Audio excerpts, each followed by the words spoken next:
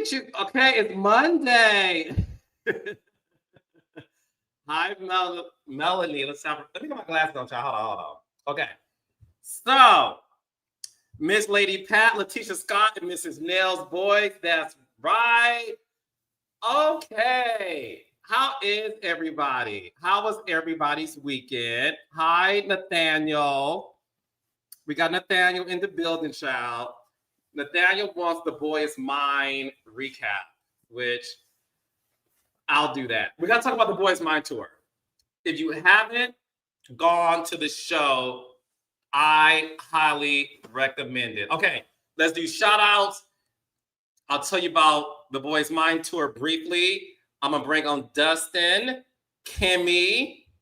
We're going to talk about, it's a jam-packed show. We're going to talk about Bell Collective reunion, Huntsville, and Potomac. And then we're going to do Hot Topics, obviously. All right, so it's a jam-packed show. So thank you all. It's a holiday week, all right? So happy Thanksgiving. I was just telling the panel who's coming on, I'm already getting stressed out because it's tradition. For the past 10 years, I host Thanksgiving. And I'm the host who does the most. So I take care of everything. And because of that, my phone is constantly ringing with unnecessary dialogue. But because my family watches this, I won't tell you what happened. But on Patreon, I will. But anyway, celebrate Thanksgiving. Family's good, okay? What's in your vegan menu, Los? I'll tell you on Patreon because we have a packed show, but I will say this much. I make my own food and I make sure everyone else makes their own. Okay? So that's what happens. All right. So it's Thanksgiving week. Look at Johnny. It's Thanksgiving week. I have a lot to be thankful for. I'm thankful for you guys. I'm thankful for the raindrops. I'm thankful for Monday Night Live. Claudia, Dustin, my team, everybody who has been on. You guys showed your ass on Friday at the Brandy and Monica concert. So, if you guys follow me on Instagram, y'all will know this. I am thankful for Brandy Norwood, okay? A little fun fact about me. There's 3 divas who I am obsessed with, okay? My first love is Janet Jackson. I'm a Janet Jackson stan. So I've been in love with Janet Jackson since I was 5 years old. I love Janet. Okay. My other love is Beyonce, Giselle, Knowles, Carter. These are my thinking divas, okay? So my thinking divas is Janet and Beyonce. So Janet was first, and then as I got older, when Beyonce came out with Destiny's Child, I was obsessed with the group, and then Beyonce, da-da-da. In the middle of that, Brandy Norwood, at 15 years old, when she was on this show called Thea, okay? It was everything. Brandy was everything to me. I'm a huge Brandy fan. Okay, so really quickly. So, I met Brandy for the first time when I was 17. You know, like that Tupac song where he rapped, 17 like Brandy, wanna be down? That was me, child. So I met Brandy at 17. I paid for a meet and greet. I'm 17 years old. I make cashier at Kentucky Fried Chicken. I made $5.15 an hour. Okay? I save my money to pay for a meet and greet to see Brandy. Okay? I met Brandy at 17. Brandy was the sweetest thing in the world. I'm 17. We're around the same age. Right? So, that's me at 17. I am the biggest Brandy fan in the world. Her best album is Full Moon. Thank you very much. All Brandy fans know her best album is Full Moon. Okay, I digress.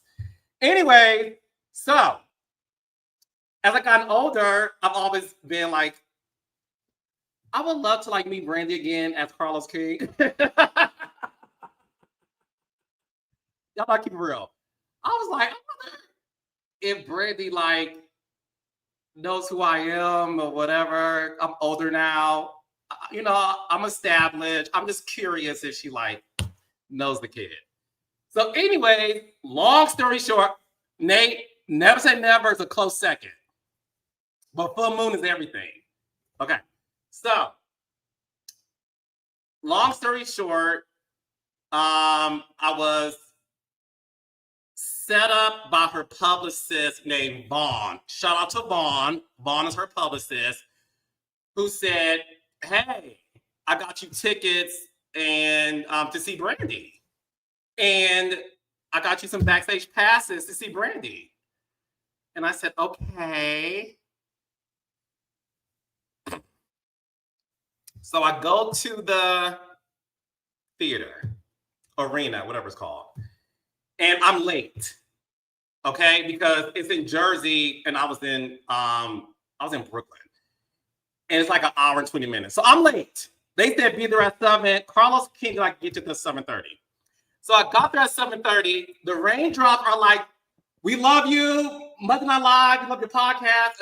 And y'all know me. I don't turn down photos. I said, "Raindrops, I'm late.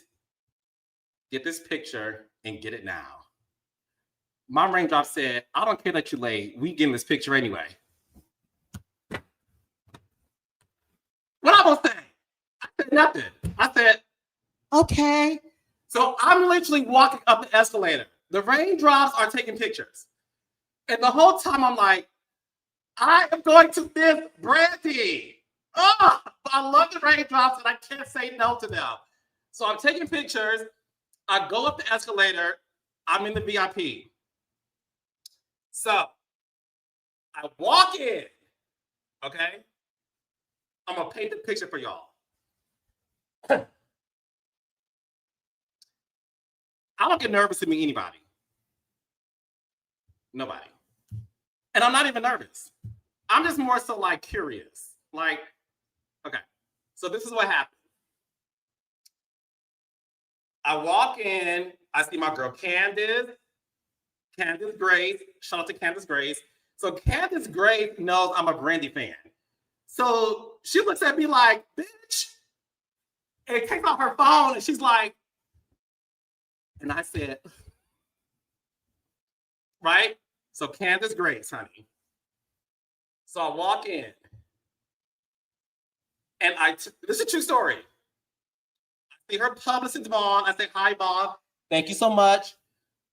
I turn the corner. Brandy turns around and does this. And she runs away. She runs away. And I'm there by myself stuck. It's a room full of people and she runs away. And I'm like,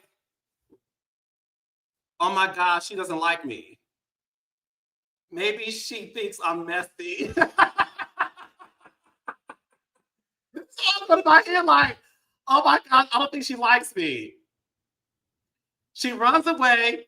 She comes back. She looks at me. She turns her head. She looks at me. She turns her head. She looks at me and she does this. And the whole time I'm like, I'm not saying a word because I'm stuck. Because I don't know if she's offended that her publicist brought Carlos King to see her. So she goes, Carlos motherfucking King. And I said,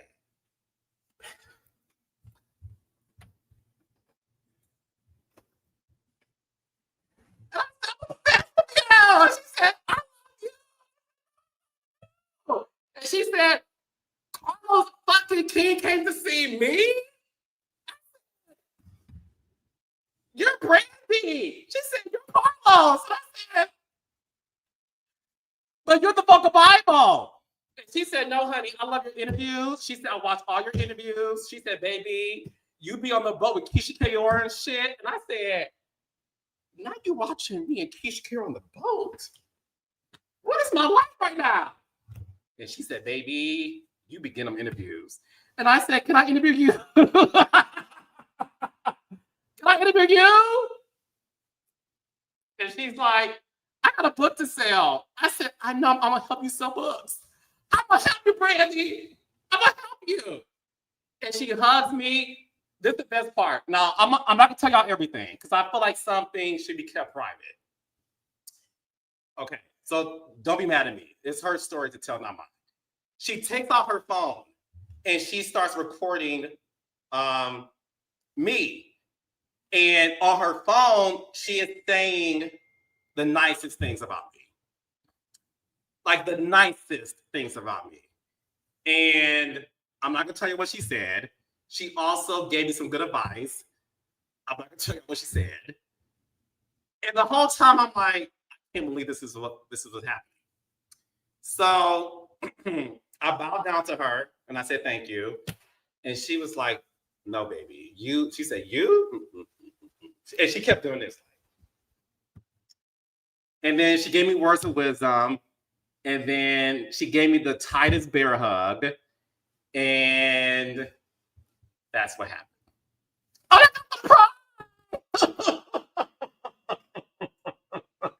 oh my God. So anyways, the moral of the story is this. And I want to say this. Now, sometimes, yes, Alex, sometimes it's hard to meet people you love because you're afraid of being disappointed.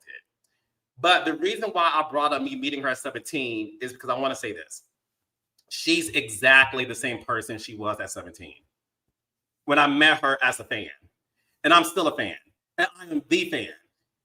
And you never know who's watching you. And that's the moral of the story. You never, ever, ever, ever, ever, ever, ever know who's watching you. You just never know. You could not have told me that she was aware of like what it is, because y'all know I operate in that mindset. But anyways, it was she could not have been kinder, more sweet. And she killed the stage. Monica did a great job. Kelly Rowland did a fantastic job too. I also saw Money Long. It was a great show. So please, if y'all don't do anything else, child, go get the Boy Is Mine tickets. It's worth the show. Brandy and Monica put on an amazing show. It was fantastic choreography. I don't want to spoil anything. It was amazing. Kelly Rowland was so good. But yeah, it was great. It was great. Okay, I got it out. Blue Ivy.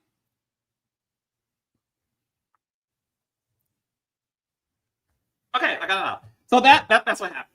Okay. So anyways, make sure not the lambs are fighting Money Long. Y'all are hilarious. Anyway, so that's what happened. All right. We have a jam-packed show tonight. I'm very thankful and grateful you guys are spending your Thanksgiving week with us. Please, ladies, gentlemen, gays, and days, give a warm thank you to Dustin Ross. You're muted. What's up, Raindrops? What's up, Carlos? What's happening? An angel in disguise she was, huh? I guess she ain't in disguise no more. You done met Brandy, nigga. That's what's up. That's what's up, Carlos. Your picture looked dope too. You was happy. Let me show. Look. Let me make sure I'll only show the picture, not things on my Instagram feed. Like I did last week. Okay? Never make the same mistake twice. Shout out to Nini's book. All right. All right. So in case you guys didn't see the photo, this is the photo that we took. Yep. Elated. That's joy. I love that, man. That's Brandy looked like she smelled good too, Carlos. No, she did. And I think the best part to me was that she smells good. Dustin, I don't have the words to describe how sweet she was. Like that's always the best when they're nice on top of having all that talent. That's always the best when they're nice. That's wonderful, man. Yeah. Have you been to the show yet? Not yet. My ass been working every chance I had to go. Two people reached out to me with an opportunity for me to go. I had work shit both times, so I haven't been yet. I'm gonna try my best to make one of the last shows, but I have not been, and I want to go, man. I hope Monica does Street Symphony. I'm a huge Monica fan. I love both of them, but I hope she does Street Symphony. I'm not gonna spoil it. Okay, yeah, it looks incredible though. It looks like a good show, man. It was a good show. Beyonce was there. I didn't see Beyonce. So, Solange was there. They were all there. Jay, Blue to support the girls. It was a great show. I really got a chance to see everybody. Money Long opened it up. She did wonderful. Kelly, baby, that Calendria Rowland. The one. Black Barbie, beautiful, beautiful woman, getting better with time. Like how I thought the looks were supposed to reverse. She's literally going backwards. You know what I'm saying? Kelly's gorgeous. And talk about a sweetheart. Every time you see her in an interview, she's always so pleasant and kind. Like she's a really, really great artist. Great artist, man. So that's Patti LaBelle came out to surprise us. Yes. So she performed with Kelly. Nelly, Monica surprised us with not Nelly, Lord Jesus, Neo. Okay. Yep. Monica surprised us with Neo, and I think that was it in terms of the surprise guest. But no, it was a great show. I highly recommend it for you. How's your weekend? You've been working a lot. Been working a lot, man. Prepping, man. Got a show coming up in Charlotte on Sunday. I'm really excited about. Me and my boy Don Juan gonna kill the stage. So DustinRossLive.com. You can get your tickets to that. Just been in prep mode. So I'm in hibernation mode right now, ready to pop out on Sunday. So yeah, that's that, man. And shout out to Vaughn. I know Vaughn. That's my boy. Shout out to Vaughn. Vaughn is sweet. So thank you, Vaughn. Thank you to Vaughn, the publicist, for an amazing experience. Thank you to my sister Candace Grace for taping the video. A friend. Thank you. Yes, thank you, Candace Grace. And thanks to all the raindrops who I ran into. You guys did not make me late, so thank y'all so much. I was actually earlier than I thought. So it was all good. I'm glad that I say no to anybody. Okay, so we have a jam-packed show. Claudia Jordan is coming. She's going to join us a little bit later. But we have the woman of the hour who not only is going to talk about the show that she stars in, she's also going to help Dustin and I recap the Bell Collective reunion. So please give a warm welcome for Kimmi Grant Scott. Hey, where am I? Let me scoot over. Hey, guys. I'm good with the guys. I like that. What's up, Kimmi? Hey, how you doing? Happy almost Thanksgiving. Same. You cooking this year, Kimmi? Yes, that's my job. Okay, you started yet? I'm the host with the most. So what is Thanksgiving like for the Scott family? We have fun every time we get together. It's always jokes. It's always just a good time. And so we like to eat. And that's when everybody comes. Daddy Scott comes down and he stays a while. He comes and hangs out. My parents live here now. So they actually get to come over and hang out. Last year we were doing some renovations. And so we were kind of out of pocket last year and I didn't get to have Thanksgiving. We had it at my mom's house. So I'm back in action. I started getting my stuff, got a whole countertop full of let's get ready because from here on out, it's cook time. Yep. Somebody asked, is Nell invited for Thanksgiving this year? No, I've not invited Nell to Thanksgiving. She has her own family Thanksgiving. So she getting ready for that. What you tell her, Kimmi? You was getting ready for this. when you told her doing at the soap thing. She's having Thanksgiving with her family. The ones that love and hug on her and can tolerate all that hollering. I tolerate. so no. We've never done Thanksgiving together. This won't be the first. But Raindrops, a little teaser. Who knows? You may see all of us do something for the holidays. You know, something is always brewing when it comes to the wonderful cast. Look at Dustin's face. Dustin. So, Okay. You never know what surprises we have in store. But Dustin, we have to talk about Bell Collective. And Kimmi, a little birdie told me, which is you, that you are a fan of Bell Collective. Oh yeah, they know I love the Bells. I love the Bells from day one. A1 since day one. I watch the Bells just like I watch us. Yep. So, do you have a favorite Bell, Kimmi? Who's your favorite Bell? I love the Bells. I love them all. I think I love them like I love us. Because I literally believe everybody has their own personality and what they bring to the show. And so what I may like in Latrice, I may like something different in Leticia or Marie. You know what I'm saying? So I think everybody brings what they need to bring to the show. Okay, we love that. So Dustin, let's just get right into it because let me tell y'all something. Dustin, look at him. I already know my brother. He has opinions up the wahoo. So let's kick it off with, in my opinion, because one thing about Monday Night Live, Kimmi, we don't go in chronological order based on the scenes of events. We like to sometimes pick and choose where we're going to start. So where I would like to start that I think is appropriate, because Kimmi, you are a married woman. Marie's partner, Cedric. Dustin started already. So as you all know, Marie Monroe was married to Cedric. They have a daughter named Marie. They divorced a few years ago. This season, they got back together. Marie was dating a German guy. At the same damn time, she was getting to date her ex-husband again. She chose Cedric over Martin. Now, what we saw at the reunion was Cedric wanted to discuss his definition of roles when it comes to the household. Cedric did say that he is the king of the castle and that Marie has to learn how to be submissive to him, and that the issues that arose in their marriage when they were married was that he didn't feel like she was being submissive enough. He felt like she was, being the boss woman that she is. But he feels like I'm the king of the castle and I should be treated as such. Before we hear from Dustin, Kimmi, you're a married woman.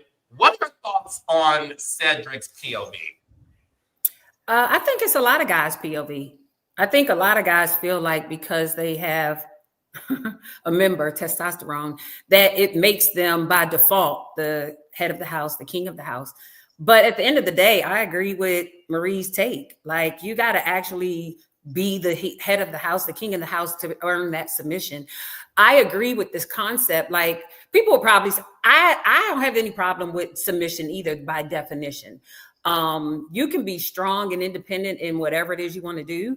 But when your significant other presents as the head of the house and the king of the house, then that's easy. However, I don't feel like people who have to ask for submission and people who have to demand submission, I don't think they're doing what they need to do to be that person. Because I believe that the king who is doing what he is supposed to do doesn't have to ask for a woman to submit. They submit. I like that take. Dustin, what are your thoughts on the whole situation? Yeah, so let's break it on down. First of all, you know what I'm saying? I'm so tired of niggas getting on TV making us look bad as men, okay?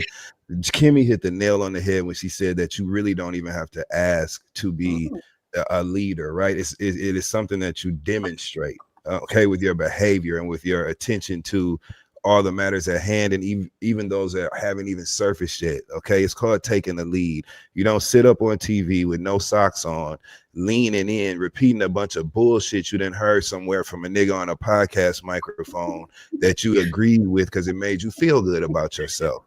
That's what that was. It was a bunch of goddamn fluff. And you want to talk about being king of the castle? You don't even clean your damn house. If you got a castle, it's trash, it's fast food cups and paper towel packs and shit floating in the moat. You need to clean the moat around your castle, okay? I'm sick of these analogies. Everybody want to be a king, a this or that. No, be somebody's husband, be the head of the house, like Kimmi just said, and demonstrate that through your behavior, not sitting on TV talking about something with your eyebrows up in the air because you don't even believe what the fuck you saying. He said on that couch, she got to submit to me and come to the head of my household. No, that ain't how none of that works. Marie has a fucking PhD. She's got a fucking PhD. That's a terminal degree course of study. Okay, she's going as far as you can in her field of education. What makes you think that mumbo jumbo you sputtering on that stage is going to register and connect with her? And that's why she's so eloquently. It wasn't about her matching his rhetoric with anything else fiery. She sat there poised and composed, and she said, well, I actually don't have a problem submitting, but you have to lead and I have to respect you. Bozo, that's what this is all about. I'm so tired of seeing people set themselves up like that. That makes us look bad. Black men, we get a bad rap a lot of times that we put on our damn selves by the things that we do and say. And that was an example of it right there. That is not how you convince any woman, man, anybody else to submit, quote unquote, to you.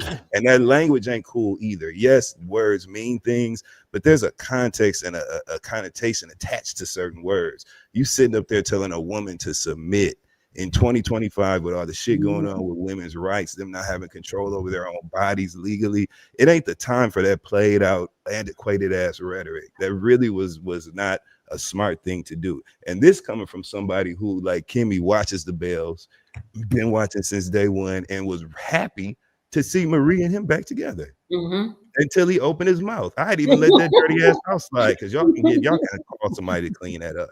You know what I'm saying? I even let that kitchen full of shit everywhere slide. But what he said on that stage, bad move. And did you see Tambra's face? Yeah. Did you see everybody's face when he was talking that shit? The way they got to rolling their eyes and shit. Like, how do you sound, nigga? Yeah. No. I felt bad for her actually because she looked so happy. Like she literally looked glowing to be back in the relationship. So I felt poorly in my tummy that he made that particular take on it. Yeah. I did too. If you can't tell, I can't tell. I had no idea. Do you really? It was just like watching somebody run dead into the front of a truck coming at them, man. I was like, no, I couldn't believe he was saying that shit. So listen, I don't know where to go from it. The kitchen with a garbage bag and some rubber gloves at his house. That's where we need to be going. Yeah. Okay. It's a little messy. Yeah. So we'll see the fate of Marie and Cedric and see exactly what's going on. Still rooting for them, by the way. He just got to get it together. Still rooting for them. He just got to get it together. He does. Speaking of getting together, we also had Glendale on there as well. So the couch, Kimmi, included the husbands, right? So as you know, the biggest storyline this season, Kimmi, was the controversial DMs between Glendale, a married man, and Amanda, who is a divorced woman that is dating a woman right now. Right. Before we get into the particulars about the reunion, I do want to get your thoughts on this. And this also came up in the reunion when Letitia said that she felt that Latrice was laughing at her pain and at being body shamed. So in the beginning of the season, we did see Amanda share the DMs between her and Glenn to Tambra and Latrice. We saw their reaction to it. We saw what happened at Latrice's party where it all was uncovered. And we saw the aftermath of that conversation between Latrice and Leticia, and what appeared on the girls' trip, what appeared to be the two girls saying, "Look, I was disappointed in you," but that's how Leticia felt. Latrice felt, "I don't owe you anything when it comes to your husband. That's your husband." And it became this big conversation about girl code. I want to ask you, Kimmi, again, as a married woman and as a reality star, do you think Latrice broke the girl code by not telling Leticia that I was told your husband is in this woman's DM? When it first happened, I thought that the relationship between Leticia and Latrice was a little closer than what it actually played out during the rest of the season. So initially, my answer was yes, that would have been the short version. However, as I watched the season play out, I didn't really get the impression that they were as close as maybe I thought that they were over time. And once again, to be honest, I agree with Marie. Like, I would have been like, look, bro, like, I've seen the text, I've seen this. This is what you said. You better tell her before I tell her. And I thought that was a very good response. If you legitimately feel like you're caught in the middle, but based on all the years that I've watched, and I've not really seen the hairdresser pop up before like that, I thought that they were closer to where she would have told. So yes, I thought she would have told when she found that out. And what we saw at the reunion was Glenn felt that the DMs was not as controversial as he said Amanda felt it was. Leticia felt the same way too, that look, she thought they both were wrong, Glenn and Latrice, but she also felt that the DMs was not this smoking gun that she thought it was going to be. And she was highly upset that Latrice, as she felt, laughed at her pain, and Latrice felt, you are giving me all this smoke and you should be giving it towards your husband. Dustin, what did you think about that exchange between Glenn, Latrice, Cliff, Leticia? Because again, these two couples, they were friends and they did hang out a lot. We all saw how Glenn and Cliff were really close. I think that Latrice and Leticia have never had a real friendship. All the years we've been watching this show, I don't think they've ever had a real genuine connection. And even after we saw them make up last season, remember Latrice was in our confessionals and she said she did not trust Leticia. She was like, no, I don't trust Leticia. Immediately after that makeup, she was like, but I'm going to move forward with her. So there's always been a boundary that existed between, a barrier, that existed between the two of them. And I believe that by the time they got to the reunion stage, after everything that took place this season, I don't think Latrice was in a place. I think that both Leticia and Latrice were firmly convicted in their feelings and opinions of each other by the reunion. And I don't think there was much room there for any bridge building or anything. What they need is time to cool off. That's what they need, because Leticia was at the reunion. You could tell that she had decided in her mind she was not going to argue. She was even toned, and she ended that conversation with saying something like all's fair in the Bell Collective. So there's something retaliatory coming Latrice's way from Leticia, obviously, right? Latrice already said, and you could tell based on her posturing and her commentary, she felt like, look, I already know they about to try to pin the blame of this shit on me. I'm not having it. I'm not accepting it. I'm not owning that. So fuck everybody. That's my attitude today on this stage. And that's what she displayed. So I think they both had decided that this is how I feel about it. I don't think they approached it with a view toward resolution at all.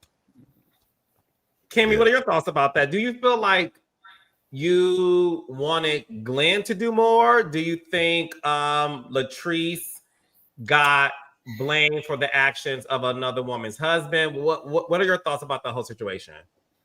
I do think that she got caught in what Glendale was doing. I definitely think she got some backlash off of that.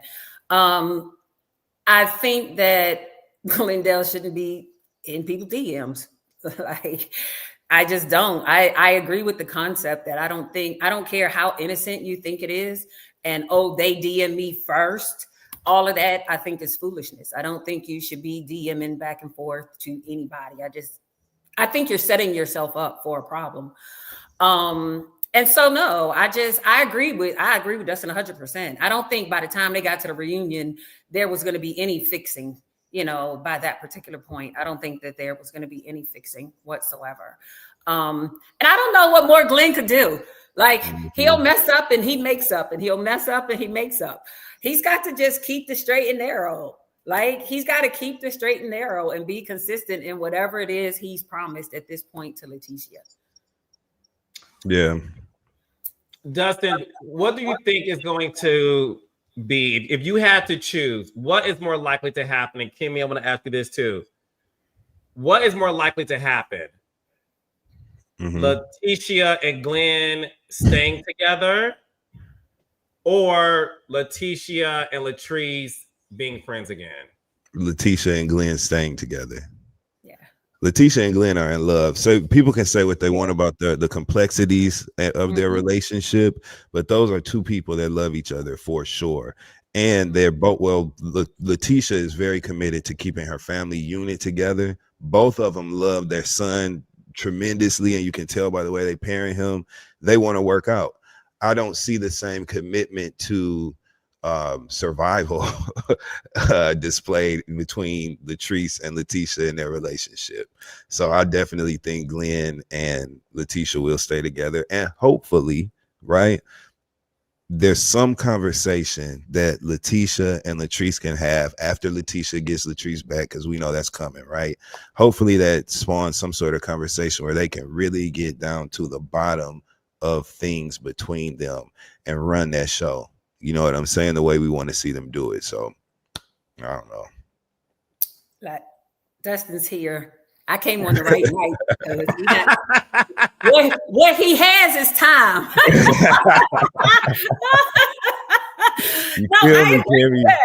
I agree with it. My pick is going to be, Leticia too. That's my pick as well. I think sometimes when it comes to women, I feel like they're like hurt at their cores right now. And it's going to take time, if anything. Like, some women don't kind of get over stuff. Like, it might not fix. They might come to work and get it figured out for work, but it might not fix once you feel like you've damaged the core. Were you ever in a position, and I'll move on to Huntsville after this, but Kimmi, we are celebrating 10 seasons of Love and Marriage Huntsville. Congratulations. Incredible. Kimmi is OG. Have you ever felt that when things got tough with you and some of the girls on your show, that you had to choose, okay, for the sake of work, I'm going to be more forgiving, but that in your normal life, you may have never forgiven or become friends with this person again? Short answer is yes. The short answer is yes, absolutely. And the only reason I hesitated was because you used the words, we may not be friends ever again. Like, we don't have to fuck with each other for me to necessarily, I don't have to be mad at you for us not to just be in each other's circle anymore. You know what I'm saying? And so there were situations where that might have happened, and we'd have grown old like that, 100%, like 100%. I got to come to work. Yeah. Come to work. Right. Look, I think I'll say this much. I think what's happening nowadays is the beauty of reality television. I've always said this. I strongly believe that in a lot of cases, it does reflect the real world.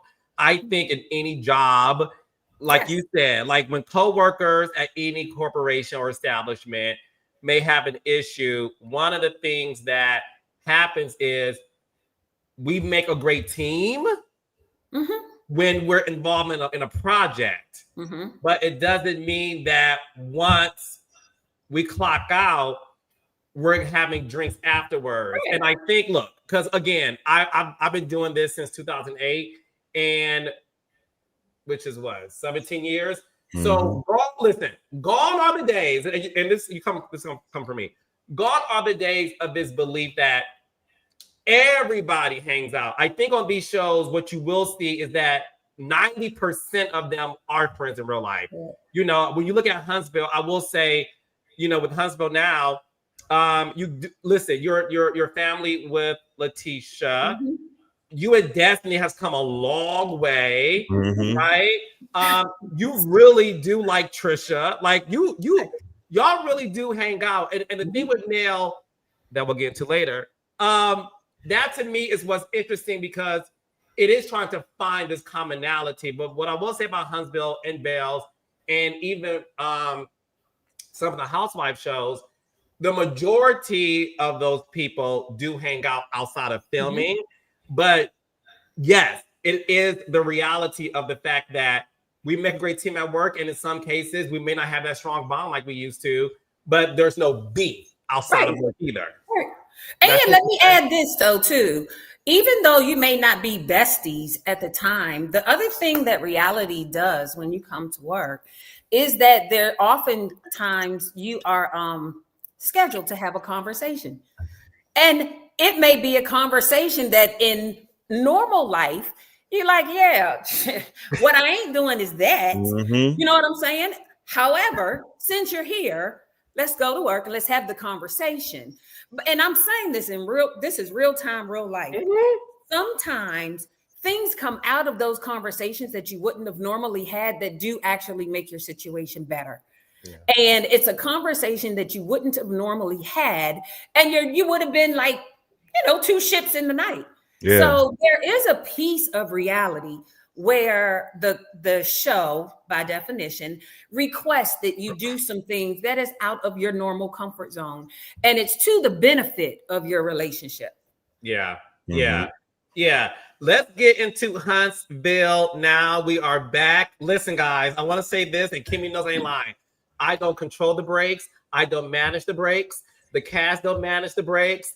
I don't manage how many episodes we get or don't. Yes. Well, you tell the boogeyman we sick of that shit. Because we are tired of this. We want a full fucking season. Put me in a different position, friend. Like I can do better. Yes. I'm just saying. The raindrops, y'all are reading me these comments, y'all, and I get it. And listen, all I can say is I understand everything is a business. Everything's a business. And just know that it's a business that I don't have a say in. My job is to come up to work. Like I go to work. I know what happens when I leave work. Essentially, in the words of Nene Leakes, I show up, I do my job, and I say goodbye. That's all I need is my check and my water. That's all I need. So I don't control the breaks because there's some coming up. Anyway. I know, right? Spoiler alert. There's going to be a couple more breaks. I'm sorry.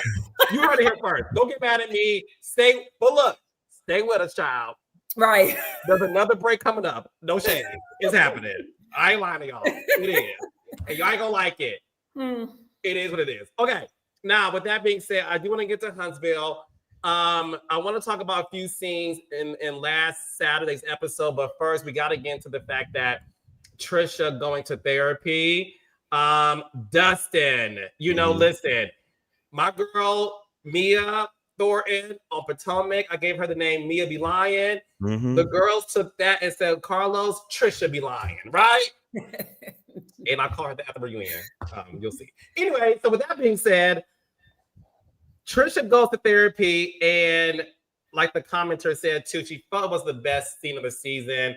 Dustin, what were your thoughts on seeing Trisha face her past and her triggers, meeting with the iconic Dr. Francis? Yeah, he's a star, right? When it comes to this reality television shit. So I was distracted at first. I was like, look at Dr. Francis. All right, it's good to see him, man. Then I started listening to what Trisha was talking about. And, grief and loss, that pain is so deep. And especially someone as close to you as the losses that Trisha suffered. It's just real personal. So a part of me felt like, damn, I don't even know we should be in here. You know what I'm saying? But it was great television, and kudos to her. You know what I'm saying? For doing the work, trying to get better and shit, and trying to open up.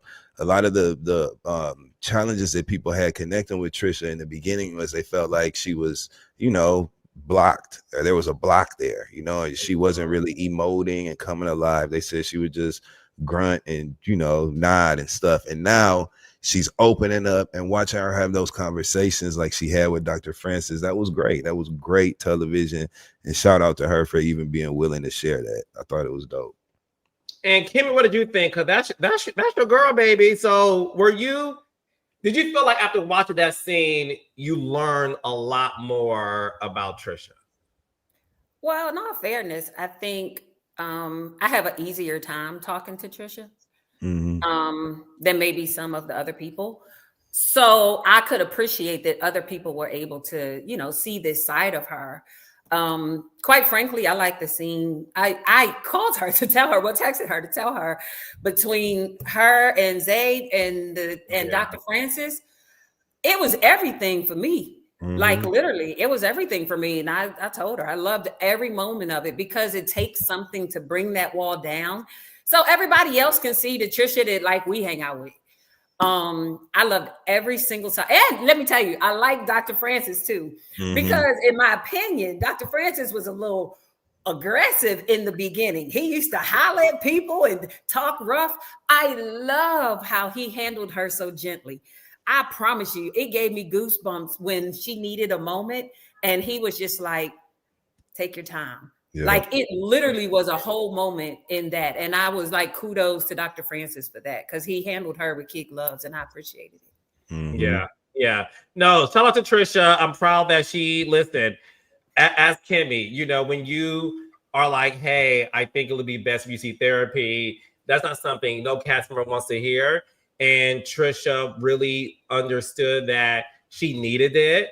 And when we recommended the icon, Dr. Francis, and she saw the work he did on the show, she was a willing participant. And I love the fact that you guys will see a lot more with Trisha this season, because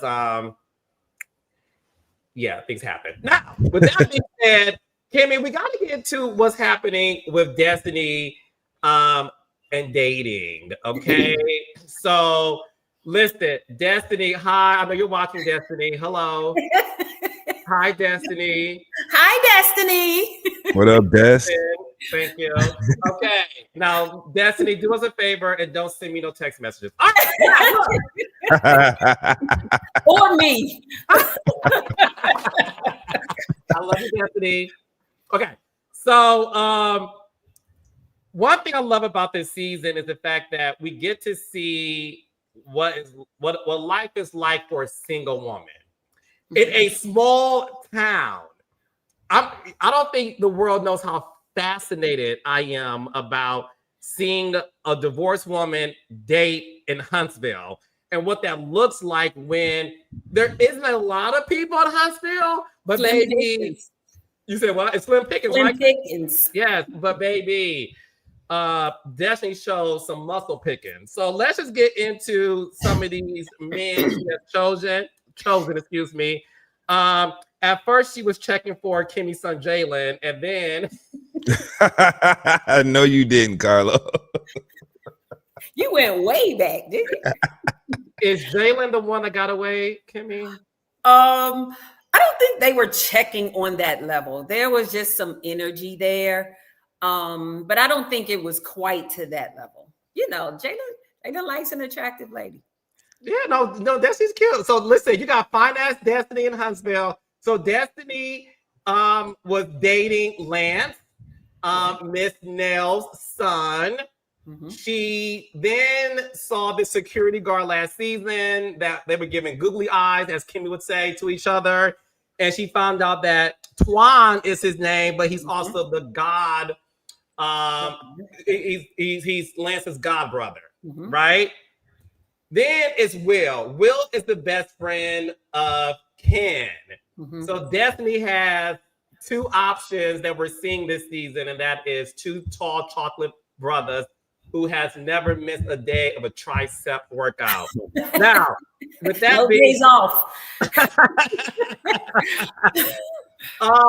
Dustin, how do you listen? You've been watching the show since day 1, 2. Yes, I What do you have. think about Destiny having these options, and what is it like seeing her date these men. And spoiler alert, and Kimmi stumped her line. She's not doing this for a storyline. Like in real life, she's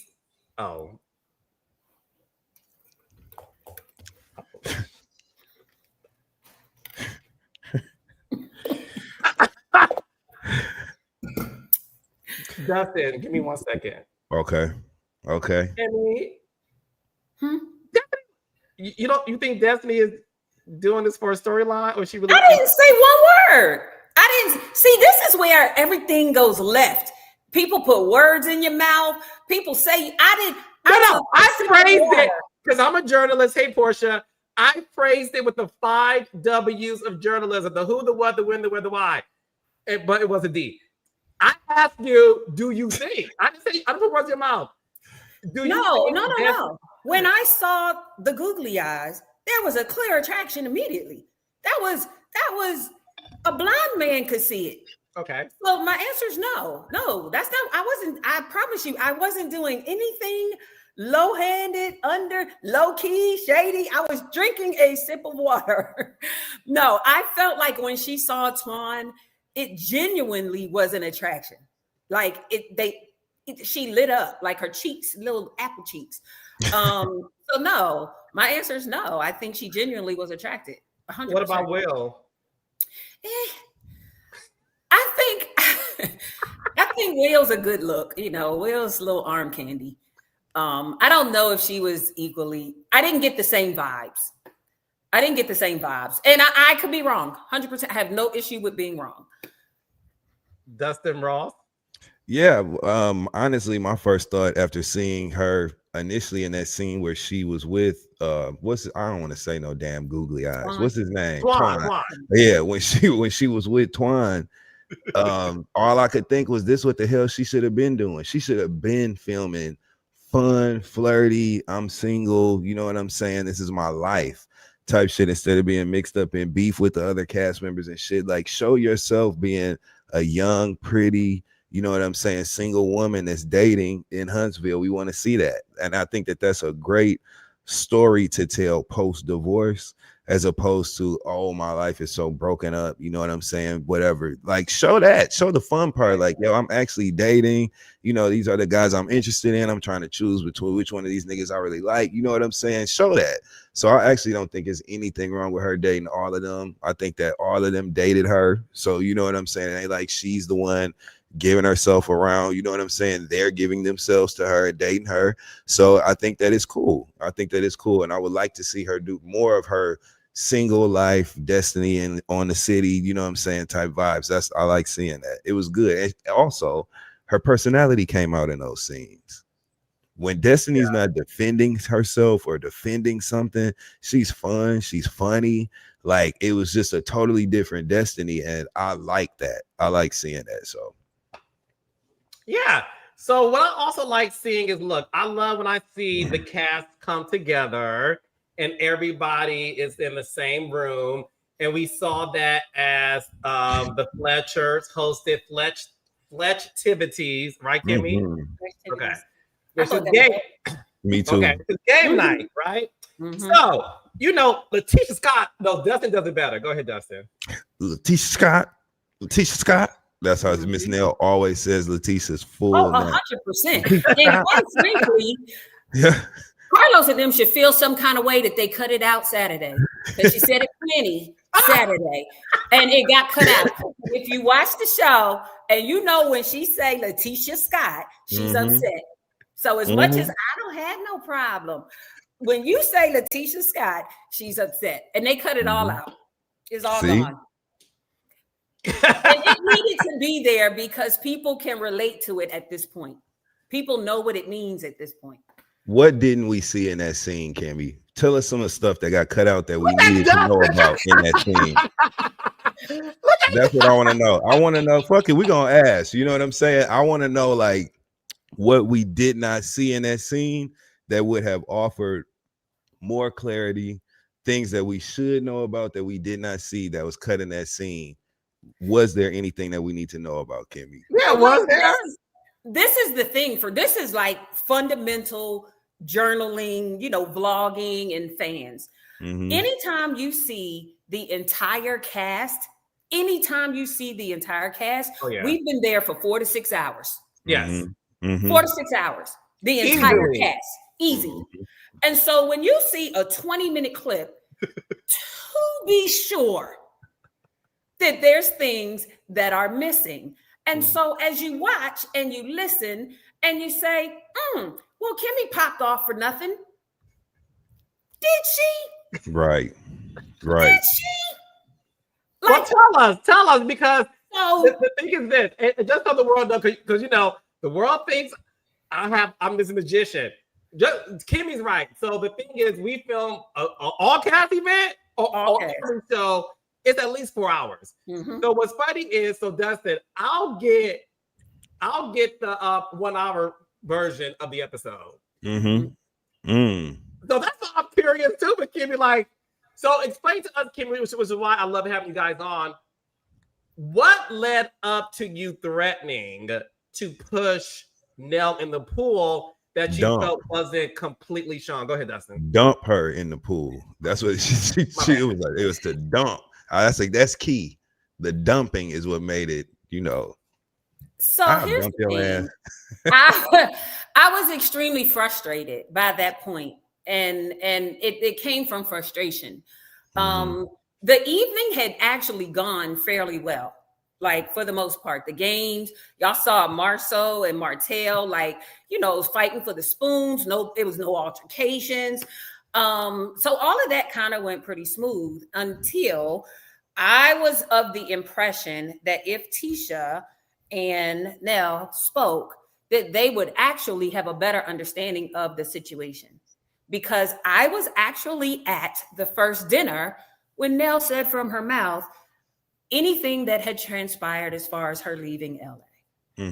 And so when Destiny brought back to us that she said Tisha was lying, I said, and it took Nell maybe 10 or 15 minutes to even agree to go outside and have the conversation. Really? And I said, I think it's just a misunderstanding. Like, I literally think it's a misunderstanding because you told us this. Like, you told us this. And I think if y'all talk, you'll see she wasn't trying to be malicious. She just regurgitated what you said.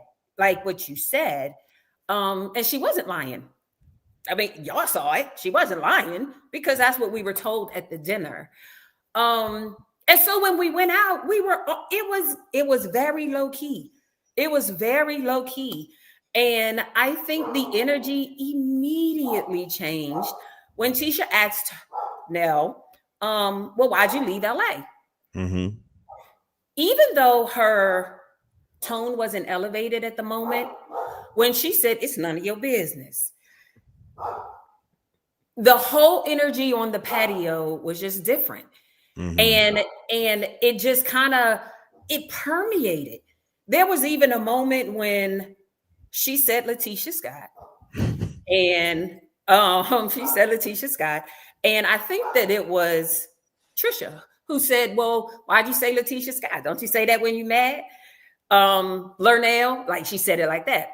And she said, yes. Why would you say that to me? So then they almost got into it. And Trisha was like, whoa, like, what is this? And Nell looked at her and she was like, why you got this energy for me now? And so they almost got into it, literally. And this is all before stuff started happening. It was just the energy. You know what I'm saying? And so as the conversation progressed, for the most part, I tried not to say anything because my job was to get the two of them to the patio. That was my job. I did my job. And I felt like once they sat down and talked, it would work its way through. And it did not. And the two times that I feel like it was demonstrated from your side of the camera, Kimmi popped off for no reason. Both times that Kimmi said, you said to keep my motherfucking name out your mouth, was because she kept saying, I don't have a problem with Letitia Scott. She kept saying it over and over. And I was like, well, the simple fact that you said, keep my name out your motherfucking mouth would indicate you have a problem. And so I was repeating to her how it was said to us. And those are the two times that my voice raised. You can hear Tisha in the background. Why are you yelling at us? Why are you yelling? You can hear that. Y'all didn't see all the play up to it, but you can hear Tisha saying, well, why you got to holler at us? Why are you yelling at us? I took note that Nell didn't think she was hollering at that time. Mm-hmm. I changed the question. Okay, say you're not hollering. Am I talking to you like you're talking to me? Like your tone and your disposition? Am I talking to you like you're talking to me? And by then, she felt like me and Tisha was ganging up on her. Mm-hmm. And it couldn't have gone left faster. It couldn't have gone left faster. Why do you think she don't like y'all? You so tough. Why do you think she don't like y'all? What you think it is? I don't know, but Dustin, I've never done anything to this lady. Mm-hmm. Like even on show, off show, I don't talk about her business. Y'all ain't got nothing on me telling her stuff that's in the streets. I've never called her out. She came at me in St. Thomas. I didn't come to her. She came to me. I have no idea. Like when I say no idea, her and T go back and forth. They make up. They go back and forth. They make up. I don't go back and forth with her. I don't. But anytime I'm in agreement with Tisha, it's like they say we just ganging up on everybody. And it's the whole cast. Anytime we agree on anything, it's we're ganging up on someone. Two opinions is just ganging up. And so that's when it went left. When she felt like it was definitely a gang up, that's when it 100% it went left. And everybody, Destiny, Trisha, all the stuff y'all didn't see, out of 1, 2, 3, 4, out of 5 people, 4 people were saying like, chill out. Like, just take it down a minute. 4 out of 5. And it just didn't happen. Yeah. So I guess we were requiring too much. So, and it's frustrating for me. The yelling is frustrating for me. Yeah. And I said that out of sheer frustration. And y'all can see I wasn't up in my chair like I'm about to fight. I'm sitting in my chair like, keep hollering at me. Because I kept saying, please stop hollering at me. Mm-hmm. Please stop hollering. I really wasn't like, I'm not fighting nobody. I'm grown. I got businesses. I'm not fighting nobody. I'm frustrated that we can't have a conversation and that everybody's trying to talk over top of each other as opposed to actually hear what we're trying to say so that we can move forward. And that's why I apologize. Nobody pulled me to the side. Yeah. And you ain't missed nothing in that regard. Nobody pulled me to the side and said, Kimmi, you should say you sorry. Nobody said, Kimmi. Nobody. That was not the case. Two reasons I apologize. One, I shouldn't have said it. I shouldn't have said it in that frustrated fashion. Mm-hmm. I shouldn't have said it. And so I apologize. 2, when she said we were ganging up on her, that was never the goal. I 100% felt like I went with pure intentions because I was at the first dinner and I know what you said. Like, I know what you said. So I don't know why you're having this angst that she lied when you said it. So I literally thought they just needed to talk. And so why do you think she don't want to tell people about that? What do you think it is that it's making Miss Nell have that boundary when it comes to that specific subject or that conversation? Because you're right. In the scene that we saw, Miss Nell did say, like, I ain't talking about that. I told you I don't talk about, my grandchild. What do you think? And she would not answer Letitia Scott's question about why'd you leave LA? What do you think that block is, Kimmi? So what make you think I'm gonna answer that question so she can jump down my throat and answer you? I'm gonna sit here and answer you, and she gonna jump down my throat? No, this is a fact. She told us at the dinner after she told us that why she left. She told us at the dinner that she couldn't speak on it. Okay. In detail. Every single one of us on this platform has been in a situation where we got to wait a minute to talk about it. Mm-hmm. Nobody asked her one single thing at that dinner after she said, I can't talk about it. And so by the time we got to Festivities and we were going to have a conversation about it, we weren't trying to keep talking about the baby or anything. We didn't want to talk about it. When I went in to talk to Miss Nell, Lance was even there. And Lance said, so what is it y'all want to talk about? Y'all want to talk about my situation? Y'all can talk to me. And I said, well, this is the thing. We don't want to talk about that. Like she keeps saying, we're not talking about my, we don't want to talk about that. We just wanted to clear the air of what you said when you said you left LA. That's the only thing we wanted to do is what you said when you said you left LA. And Huntsville small. We're talking about dating and all this other kind of stuff. Lance has had conversations with people about what has happened. There's other people other than Nell that knows situation stuff. And so I don't know why it was that big, but we were honoring it. I promise on everything I love, the minute she said she couldn't go further, we didn't ask her one more question. And even at the dinner, we didn't ask her at the dinner. She brought it up. She's the one who talked about, we were going round table. Everybody was catching up. How you been? Haven't seen you. She said it. Tisha looked at her and said, oh yeah, I saw that on social media. She said it. We didn't ask her these questions and say, well, tell me about this. She brought it up. And oftentimes that happens. And then when the questions come, we're wrong for asking the question. And so, I mean, listen. I've determined I require more than Nell is able to give in our relationship. And that's just the sum of it. I've not done nothing to Nell. I've not done one single thing, and can't nobody tell me something that I did to Nell. Well, it does come up later in the season, but I did nothing to her. Listen, it does come up later this season. Raindrops. Love and Marriage Huntsville is back every Saturday, 8 o'clock 7 Central on. Thank you to the beautiful, highly moisturized, glowing Kimberly Grant Scott. Okay, you look amazing. Tell Maurice I said hi too. Okay, thank you. Anytime. All right, love you, Kim, and I'll see you soon, boo. Hey, wait! Don't let me go yet. Can I ask you a question, Carlos? Listen. Wait, I gotta go real quick. Is it a decent one? Yes, absolutely. Because I had. Did you actually watch the show Saturday? Yeah, of course. Okay, so remember we had a conversation last month. Where I said several times that I've had several conversations with someone in regards to, how you talk, how you kind of carry yourself, do whatever. And someone said, no, that never happened. Did you watch the show Saturday? Yeah. And did you see anything that said, yes, I know we've had that conversation before? Go back and watch it. You'll be amazed.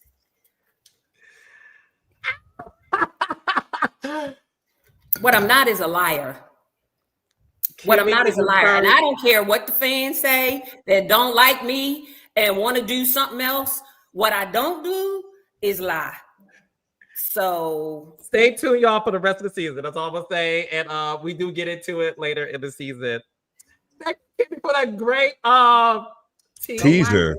Yeah. I have it on my phone. I'm sending it to you. Oh, text me, baby. All right. Well, happy Thanksgiving to you and the family, baby. And I'll see you. Everybody. Happy Thanksgiving. Happy Thanksgiving, Kimmi. Kimmi said, wait a minute. I got PTSD. I'm like, what you trying to do? Is it? Yeah. Baby, I'm like, it's the holidays. It's something about to happen again. If I'm about to be another meme during Christmas, I don't need no more. Rolling. I don't need no more surprises. Leave me alone. Like, call me. Get my number, child. Don't let me go back to not having my shit be live. Okay, but anyway, all right. Thank y'all for that was good. Kimmi was good. Yes. Thank you, Kimmi. I love you. All right. So up next, Raindrops. We have to get into some breaking news that happened in the Bravo world. In addition to recapping the latest episode of The Real Housewives of Potomac, we got Dustin Ross here, and please give it up for the very beautiful Aries queen, Claudia Jordan. Did you There miss she me? go. I hate to miss you guys last Friday. Yes. I hope I was missed as much as I missed you too. Miss you. You got a good tan, girl. You look good. You I do a little blonde streak. Oh, hold on, my track is showing. Not your track. Gotta get back on track. Sew it out. I put in here. Be a different woman every day. I got to lay out in the sun for like 3 hours. I needed it so bad on Saturday. I was out there filming. It was much needed rest. I had a good time. You look amazing. Mm-hmm. So, I have no foundation on. I just put like a little blush right there. Like I want to like just be more and more natural, minus the blonde weave. Well, track. Yes. But I always feel like you always give natural and you always give it good. You look beautiful. So thank you, Claudia, for stepping in, baby. She's a busy girl. Yes. So listen, I gotta start this off with some very sad news. As you all know, Kandi Burris has filed for divorce from her husband of 11 years, Todd Tucker. This was announced Friday night in a statement to People Magazine. Shout out to a friend to the show, Dave Quinn, as well as Stephanie Winger and Grill and Telling. Kandi quoted in her statement, "After deep thought and a lot of prayer, I've made the decision to move forward with a divorce. This is a difficult and emotional time, but my focus remains on protecting my peace, being the best mother I can be, and co-parenting with love and respect. I'm stepping into a new chapter, pouring into my work, my family, and my own growth. I'm grateful to everyone who supported us throughout the years, and I ask for privacy, grace, and understanding as we navigate this transition with our family." Starting off with Claudia Jordan, what are your thoughts on this breaking news? I'm shocked. I'm really surprised by this. I hung out with Kandi last May around her birthday. I was in Atlanta. Was it for my play? I was out in Atlanta, and yeah, for the play. Jill Marie Jones is really good friends with Kandi as well. And she's like, let's all go to dinner. So we went to dinner, and it was just happening right before her birthday. You know, she a Taurus. And we were like, I'm like, Leo, we got the bill. Because she went to pull a check. And we were like, no, we got to like, let's make this the official kickoff of your birthday. So she was like, what? You can tell she's not used to people taking care of her. I will say that. Because she was like, it was like a big deal. And then she gave us a ride to our car. We were in the car with her. And her and Todd were like checking up on each other and making sure we got home safe to a car, and I'll text you later. Like they seemed like no signs for the little interaction around us. And I was like, oh, they're so cute still. I remember thinking that, like, they're so cute, like the concerned husband, the doting wife checking in. And I had no idea. So I'm sad about it. I really am. I like them together. Dustin Ross. Yeah. I'm with Claudia. I was shocked on this one too. Kandi and Todd have literally built a life together. You know what I'm saying? They have a beautiful blended family, got 2 beautiful babies together.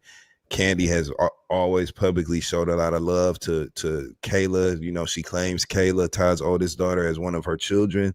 Todd always is showing love to Riley. I just have always loved their blended family. I think they've done that well, with the exception of some relationships that have been challenging to blend, like him and Mama Joyce.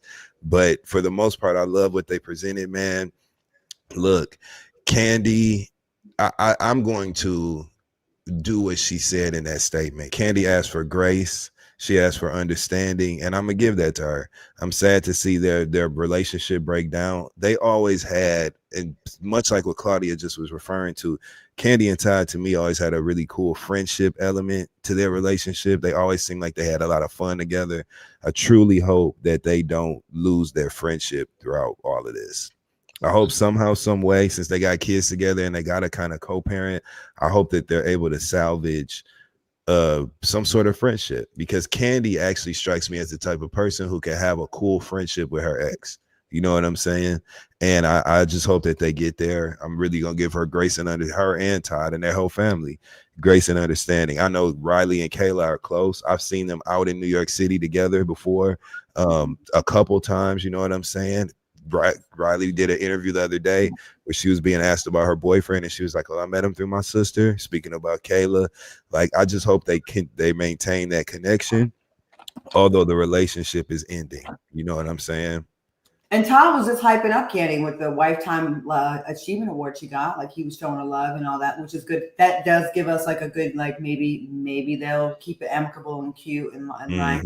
And you know, when you're a reality show couple, you know, and we all know this phrase that Mama Joy says, "Oh, the scheme that Todd set up," and Todd gets blamed for everything now, right? But like, to know that in spite of that, they were naysayers in their relationship, but they lasted this long. Listen, 11 years ain't no punk. That's a decent amount of time. Most marriages, over 50% of marriages end in divorce these days. So they beat the odds for a long time. Most people, the 7-year itch, you know, it's still to be commended. Like, when I hear people like have these long-term marriages and it doesn't go to the end, and they're like, "Oh, I feel like a failure." I'm like, I don't look at it as a failure. I look at it like y'all actually did a thing that most people can't even get to the altar for many, many years. So don't feel ashamed. You know what I mean?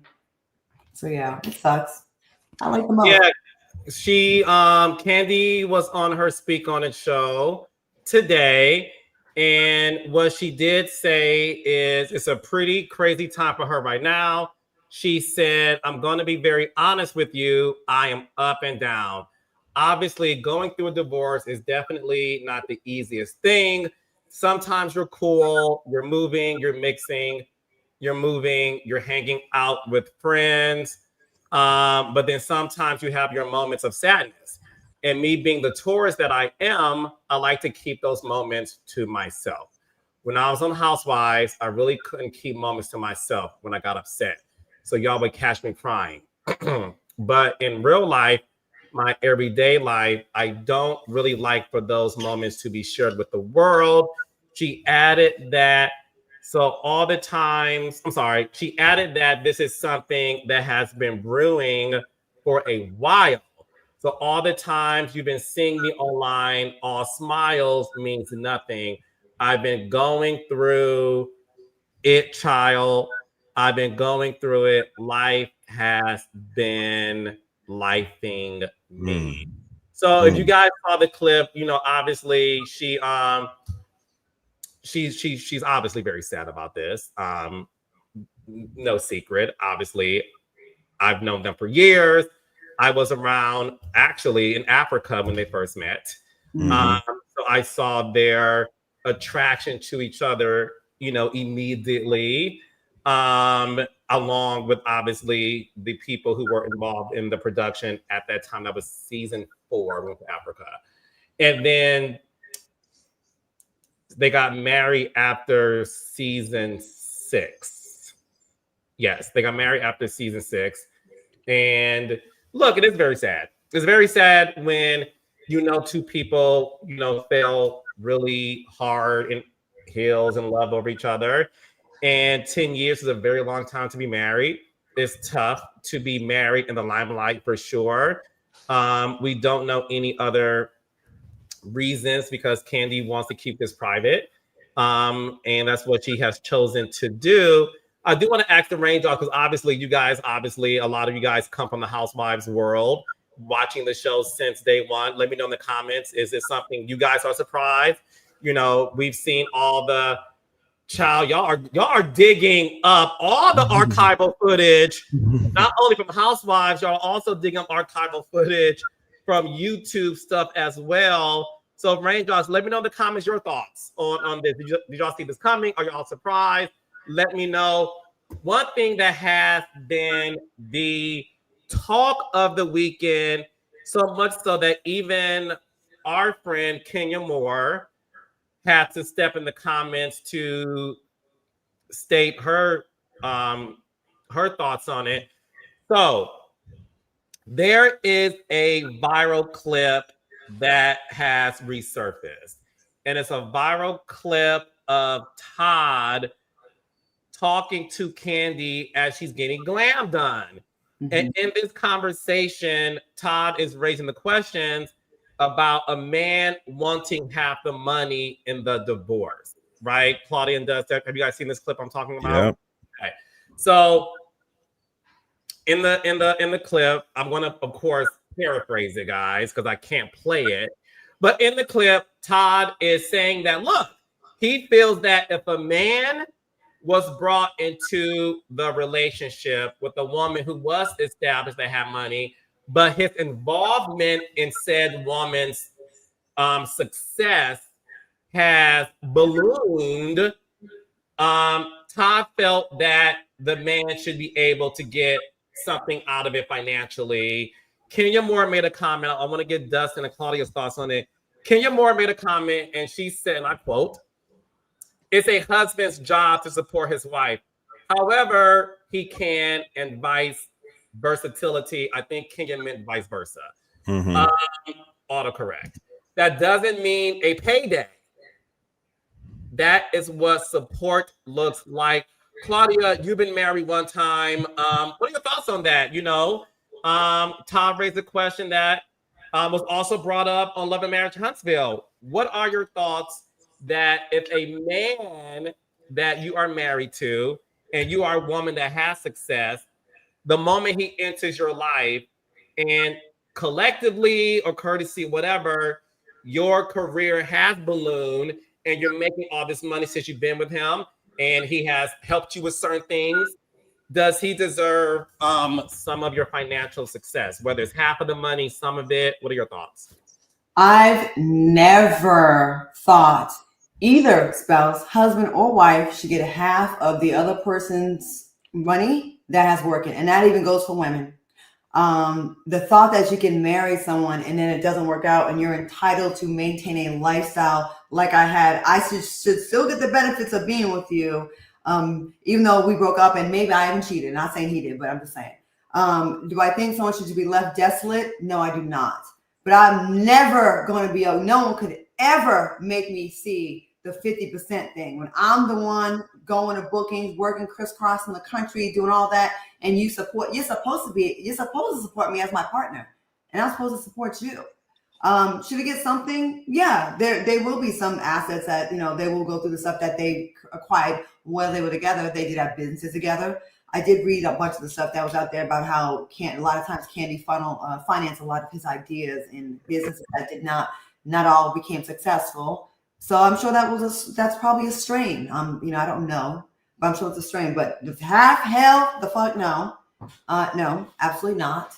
And I think for some reason, color me old fashioned, but it just rubs me an even worse way when it's a man asking for like a chunk of the money like that, like what Offset's doing when you're the one that was out here cheating.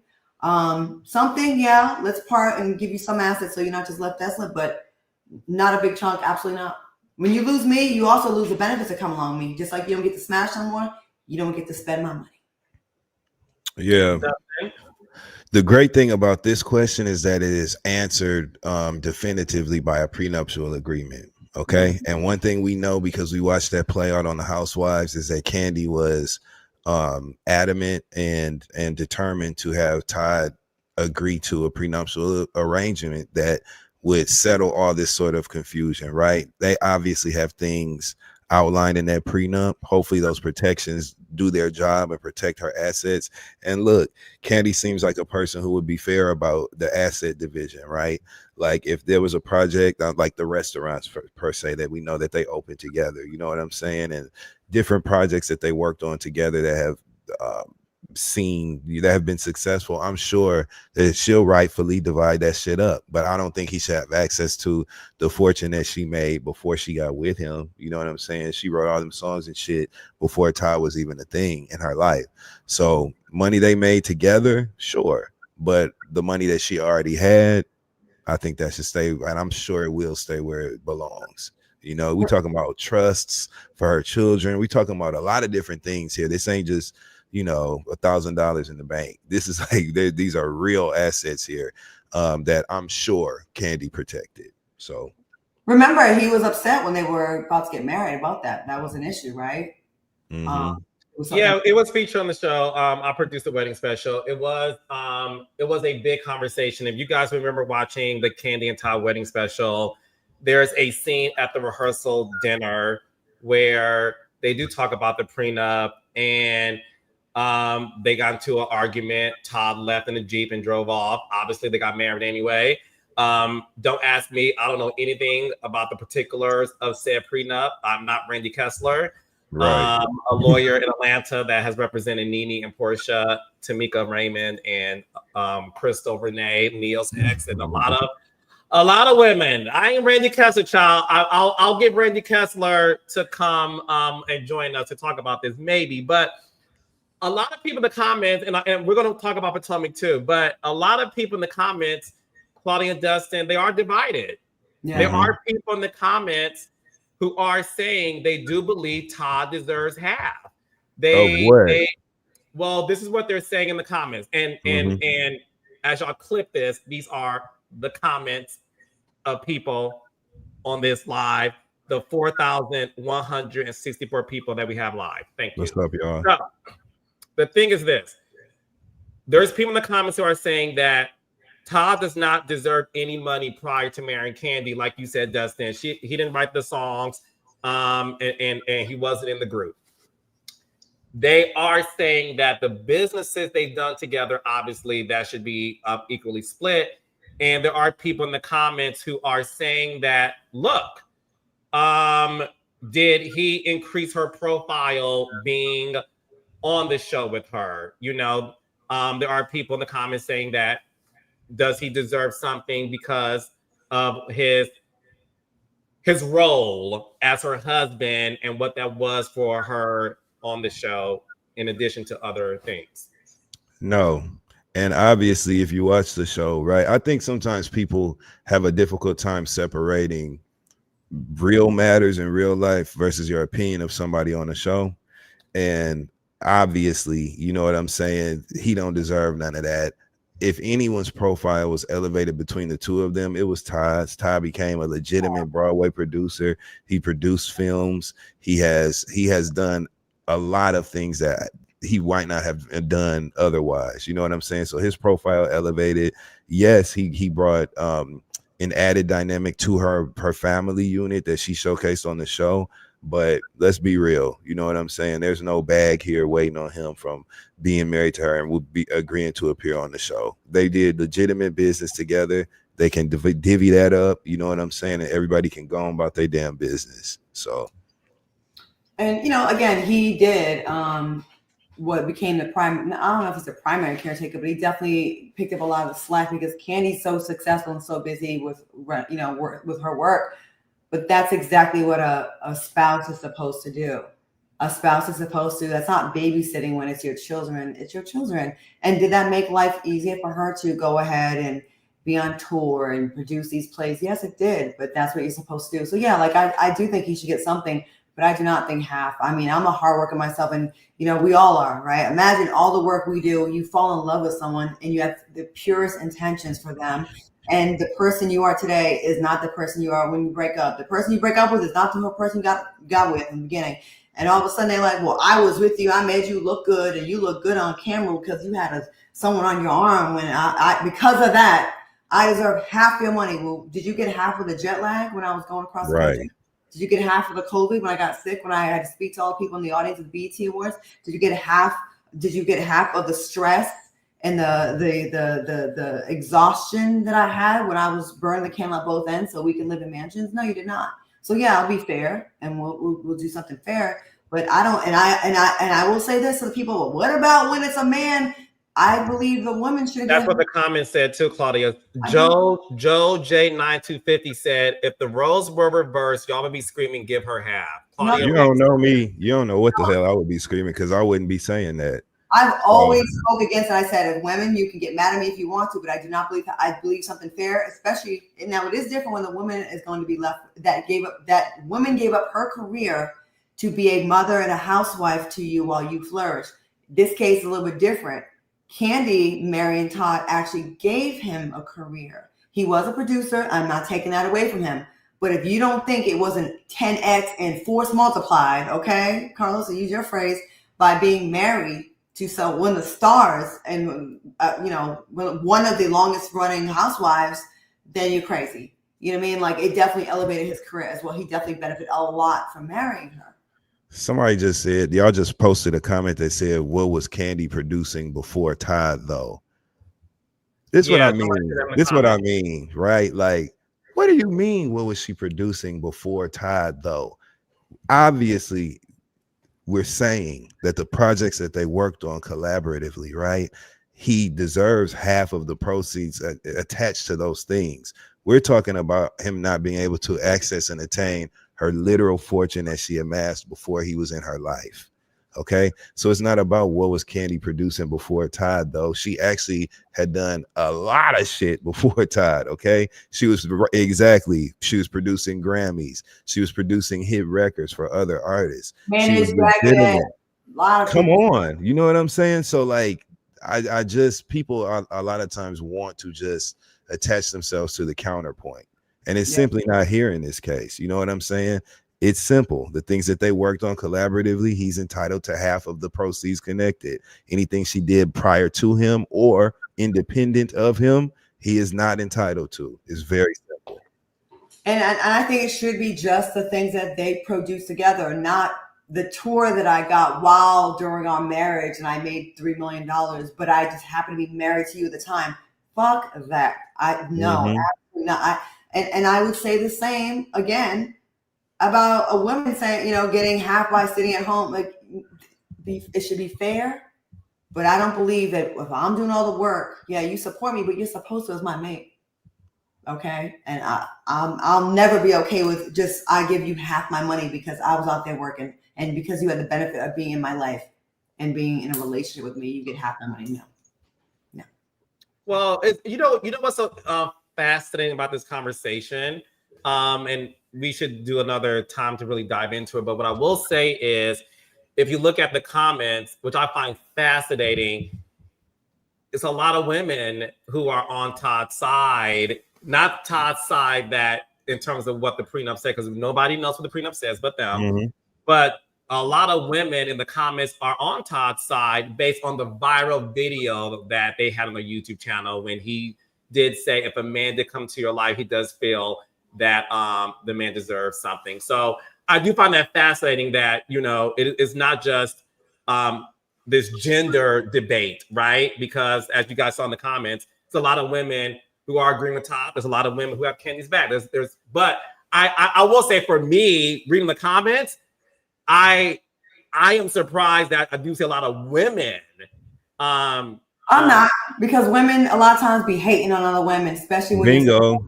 Kandi, and they're already mad that she gets the bag, she keeps winning, keeps getting back up. So there's a lot of pick-me's that be like, she needs to listen, ladies, being on his side is not gonna make him choose you, so knock it off, okay? Yep. What happens to you, you're gonna be crying on your Instagram, going live like Tyrese.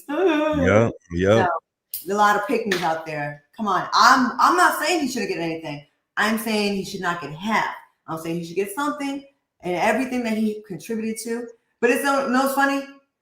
He ain't gonna, she gets half of his debt though too. All those projects that she funded that weren't successful, she can't get that refund, that money back. But I do think Kandi's gonna be fair about this, and she did get a prenup is to protect. It does also help.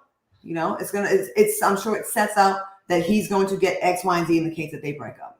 I also want to make a very important note here, right? The clip that's going viral where Todd is in conversation with Kandi while she's in glam, those were a series of YouTube videos that Todd used to post to his YouTube account called Todd and the Glam Squad, right? And they would have discussions about hypothetical situations related to family, marriage, relationships, sometimes business, things like that. And they would speak in hypothetical situations and not necessarily talk about their own feelings and opinions, right, in the circumstances that they presented. So in that clip that's circulating, that's not even really Todd saying, I would do this. He's speaking from the perspective of kind of playing devil's advocate to the conversation that they were having that day. And I think that people, because of what's going on, people are taking that clip and attaching it to their divorce and saying that this is Todd's opinion about him and Kandi's divorce, and he's never said anything. He hasn't spoken out since the divorce announcement was made. He's never said that he's going after Kandi's money or anything. So I think people are just jumping the gun here a little bit and wanting to debate, wanting to have something to go back and forth about, when Todd has, and it's actually unfair to Todd because he's being painted as this guy that's going after half of Kandi's money, and he hasn't even said that he wants to do that. So I just want to make that note. You know what I'm saying? That's not Todd saying I'm gonna do this to Kandi.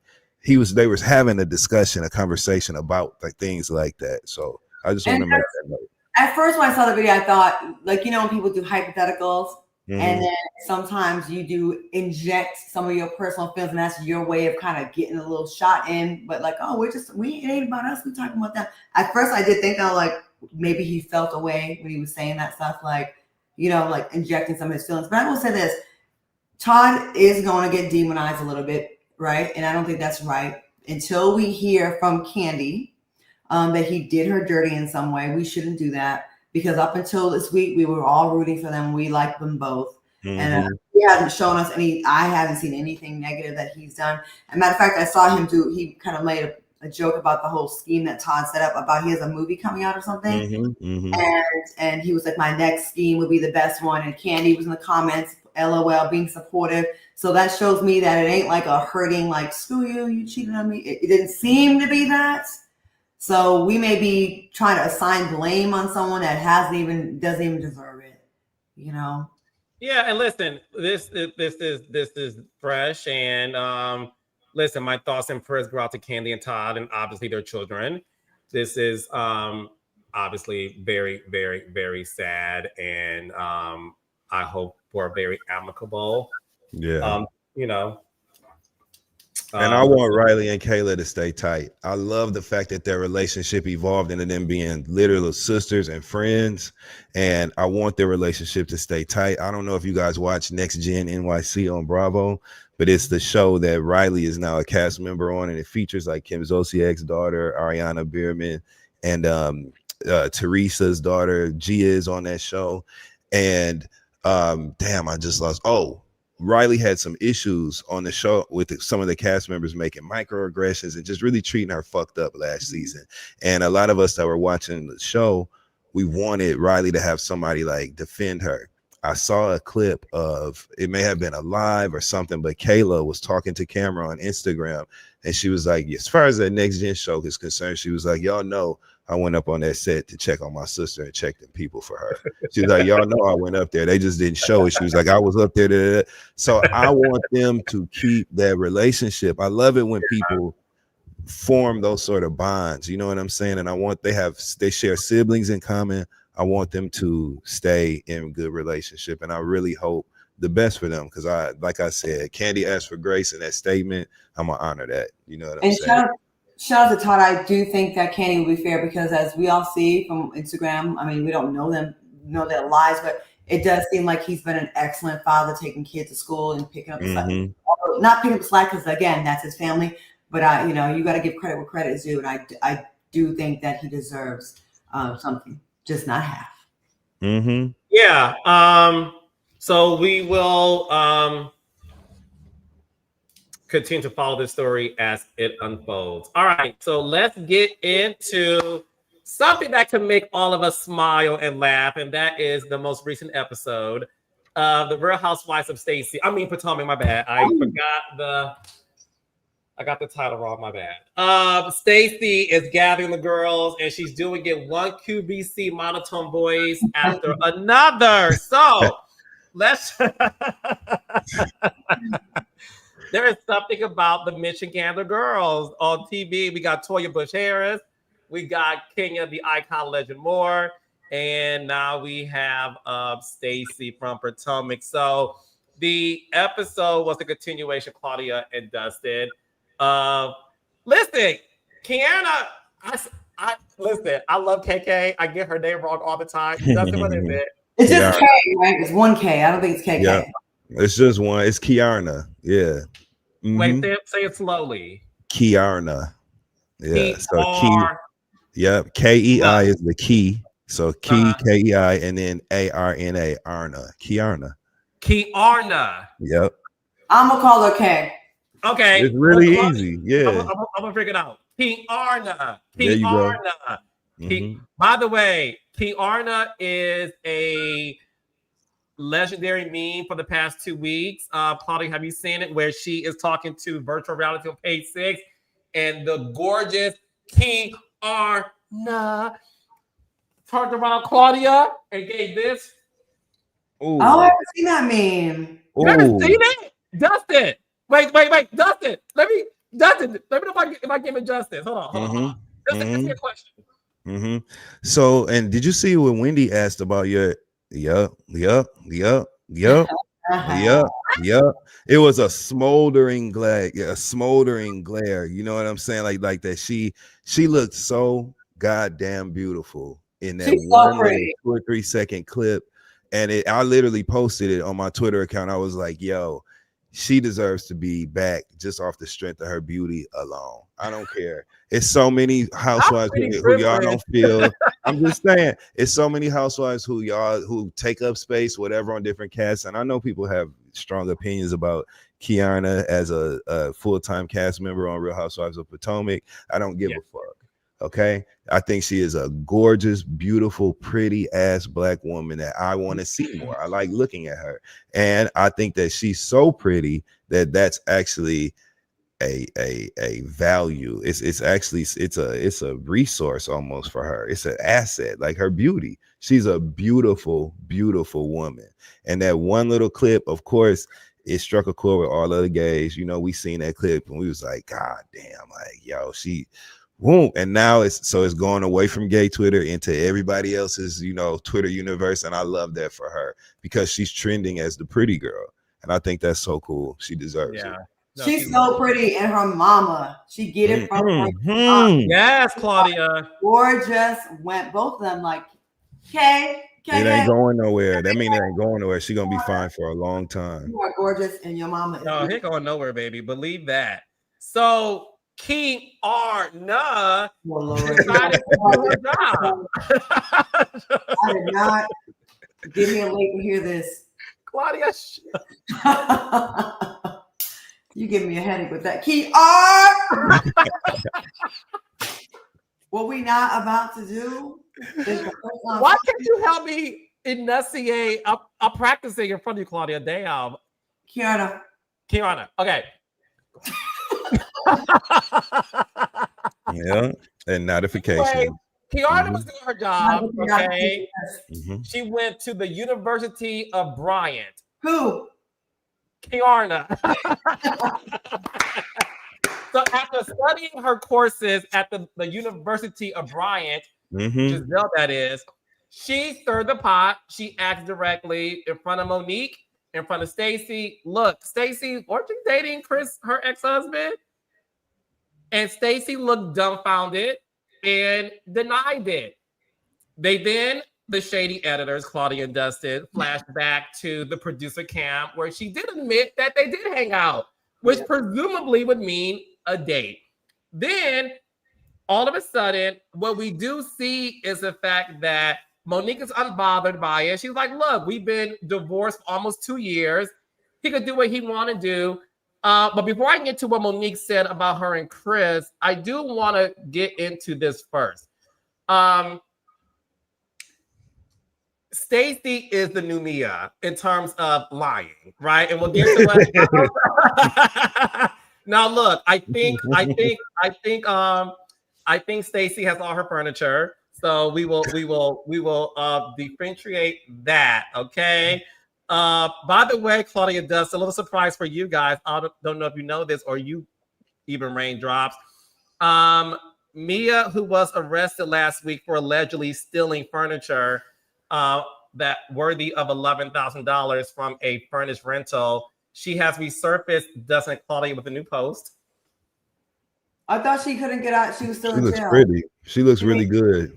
She does. She made bail? Out on bail, fresh out of jail. California king stealing.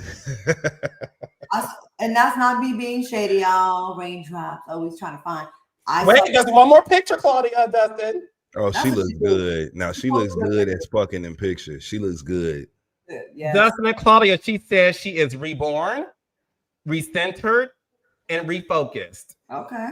They always say that. Wait, Dustin, this is the last thing she said. Year 41, may it be soft, wealthy, protected, and intentional.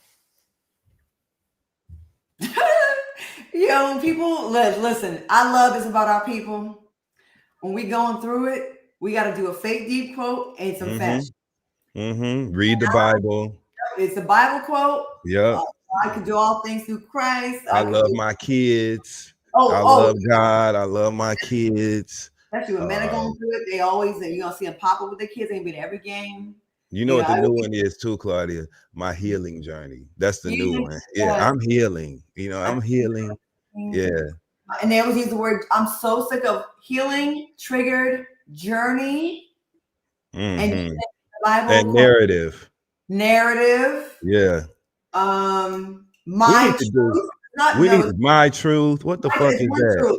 My truth is a lie. That's how you know a motherfucker is a bad down to the core liar when they start hitting you with the my truth is. Well, Stacey said her truth was she didn't mess around with Chris Samuel's child. So what do we think about that, Dustin? Stacey be lying, but it's funny when she lies because you can see it on her face. First of all, and speaking of faces, I'm glad that you said that this was gonna make us smile and laugh when we talk about Potomac, because I'm gonna tell you who wasn't smiling and laughing. Timo. Stacey's ex-husband. When I tell you his face was so goddamn tore up in that scene when they were at that swimming practice, he was every time she was talking to Tia, who Tia was there being messy, so he was actually right. You know what I'm saying? But the whole time they was talking, Timo was sitting in that scene, face all tore up and shit. I'm like, damn, just don't film. I'd rather you do this to me husband and just don't fuck with it. Just don't film, because that Timo did not look happy. He's like, I'm sick of niggas. That's what he looked like. I'm sick of these black motherfuckers and they drama. I'm sick of you N-words.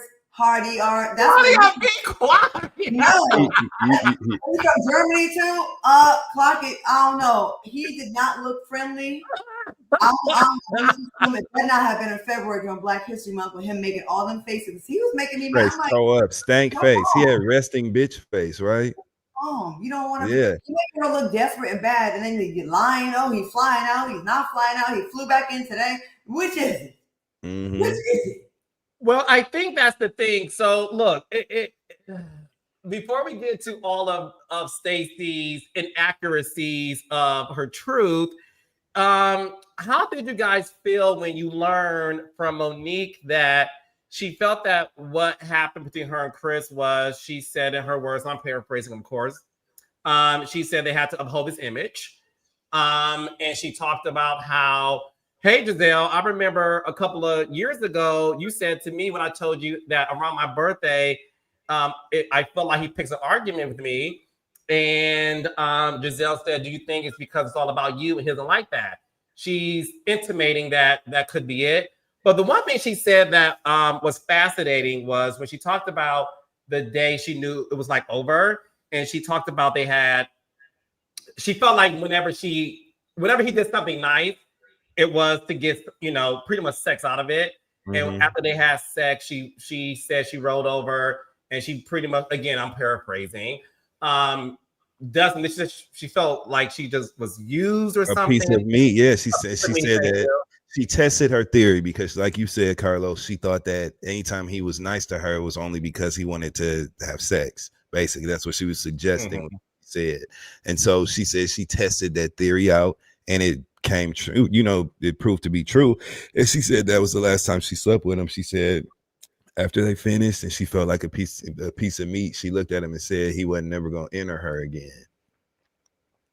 Enter. I love that. That's a word I'm not sick of, and it's not overplayed like triggered, my journey, my lies, my truth, and all that. Well, I love making an entrance. Look.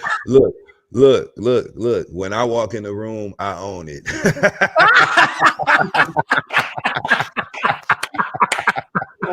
I don't keep up with the Joneses. I am the Joneses. I am. Okay. Listen. But yeah, so I don't know. I almost felt like Monique was telling Giselle like you were right. It was like Giselle won she won their history, the war of their history. Giselle won in that moment when Monique threw her that bone and was and mentioned that conversation they had. You know what I'm saying? That was Monique kind of throwing Giselle a bone and setting the playing field level. Like, you know what? I'll give you this moment. We cool. You know what I'm saying? That was a tactic from Monique. And also, I'm gonna tell you this one more thing. This is why, because I get irritated when people, like when Shamari DeVoe was on Real Housewives of Atlanta and her and Ronnie DeVoe were doing that marriage walk. You know what I'm saying? That kind of shit just irritates me. It's just corny. It irritates me, and I hate people that marriage, man. We just trying to marriage, man. Just wow, marriage. Like, okay, you got married. You know what I'm saying? And so I generally like tune all that talk out. And Monique used to do a lot of that talk when her and Chris were together. She did it on Real Housewives of Potomac, and she did it on Love and Marriage DC as well. A lot of the me and Chris and our marriage, and just putting that to the front. I always feel like people are being fake when they speak like that, and this kind of proved my theory true. You know what I'm saying? You don't have to purport this image of a perfect couple, a perfect marriage. People argue, people have problems, and people go through shit. And so that whole fronting, like, oh, our marriage, our marriage unit, our family unit, I hate that. Quit posturing and just be yourself. I think there's people that are like, they feel something's wrong, but they don't want to out loud, so they just kind of try to will it to be right. You know, like the women that can't make a sentence without saying my husband, my husband. It's like when you're really just living in it and it's just all good and you're not trying to prove that it's good, you just say, oh, my man, my dude, you know, my husband, whatever. But like when they do that, and that's something, I don't know if it's a Southern thing, but I see that a lot. When I moved down, I was like, damn, everything is like leading with your husband. Not leading with, and not that I'm not jumping on the South. I'm just saying when I lived down there, I saw that a lot. And I don't know if it's because like maybe the religious influence where it's like that's so much where like you're damn near nothing unless you can get you a husband. And then it forces people to stay in sad, unhappy marriages longer than they'd like to and keep stressing my husband. And I think they're trying to will it to be good. That's well, we did see that, and look, well, we also did see another husband and wife was Angel and her husband have the conversation. They were joined by a third party, which is Angel's orange Birkin, that dominated the which I was fine with. Let these rich black people look at this house with your Birkin. That's why I honestly watch the Housewives for shit like that. That's what I like to see. You know what I'm saying? So I was actually cool with that. Like, yeah. No, it's fun. Listen, Angel, hi. She watches the show too. She watches the show. What's up, Angel? Hi, Angel. Thanks for watching Mother Not Live. And listen, we like to have fun, so I hope that no one takes all this seriously. Okay. Now, with that being said, I want to talk about that scene. But first thing first, Claudia, on your podcast, accidentally informed. You and the beautiful Erica Cobb had Angel on as a guest on your podcast. One of the things that people are saying about Angel is they don't feel like they know her. There's people in the comments are saying she's a drag. You know, she's never smiling. They don't feel like they know her. Talk to us about your interview with Angel that you can find on Claudia and Erica's podcast. I did get that she's sensitive and that she says that her life is like so different than what you see on the show, and that she did not want to go there and dump on other black women. She doesn't want to like read them. And I'm like, we've seen traces and like spots of you where you give us hope that you can like hang with the crowd. And I did say Potomac does seem harder than a lot of the other shows. Like you gotta, they make you work every scene. There's no break. So I get the hesitation, but she was like saying the reason why she wasn't always popping up back right away was she didn't come on there for that. And I'm like, have you watched the show before you did it? And she kind of downplayed how much she watched the show. Remember? Wait, did she? Okay, because I care more about this. Did Angel admit that she watched Potomac before she got on the show? Yeah, but not as much as we think she did. Like she said she didn't watch. She only watched it a little bit when Kay was on it. And I'm like, So you know, I asked her about that, about, you know, I wondered if she was a little hesitant because, you know, when you watch a show and you look at the show like, oh my God, that's Wendy and that's Giselle. And then you're amongst them. Like you end up, when you work with someone that you've like grew up watching, like Carlos, I'm sure the first time you were working with Oprah, you're like, oh my God, that's Oprah Winfrey. I know everything. 100%. I was like that with Brandy until the raindrops over the weekend. So yeah, you're not gonna be like ready to like clap back. So but she kind of downplayed it. Like she said she didn't really watch the show that much before she did it, and that she just only kind of watched it a little bit before she got on. And that wasn't the case. That really her hesitation was because she wanted to have, you know, be supportive of the Black women. She also said that she was not going through postpartum depression, and that she was just, her emotions were more heightened after the baby. She did say that because, you know, I think we were all trying to throw her a bone with that, thinking, well, maybe that was it. She said, no, that wasn't the case. And she said, people in her life, they know that her life is way different than what's being on the show. I'm like, well, show it, you know, show us. We want to root for you. Okay, I want to say this, and we're going to move on from it. And this is speaking as a producer. Listen, we got to stop acting like the camera is showing something that isn't real. Okay. Now, one thing I'll get, and we talked about this on with Kimmi on Love and Match Huntsville.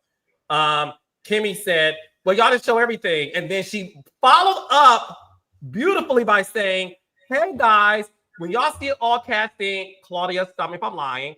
When reality starts filming all cast scene, y'all are there for hours. Kimmi said we were there for 4 hours. Y'all saw 20 minutes of a 4-hour captured moment, which is true. Nobody's showing you 4 hours. If you want to watch 4 hours of a scene, go to PBS.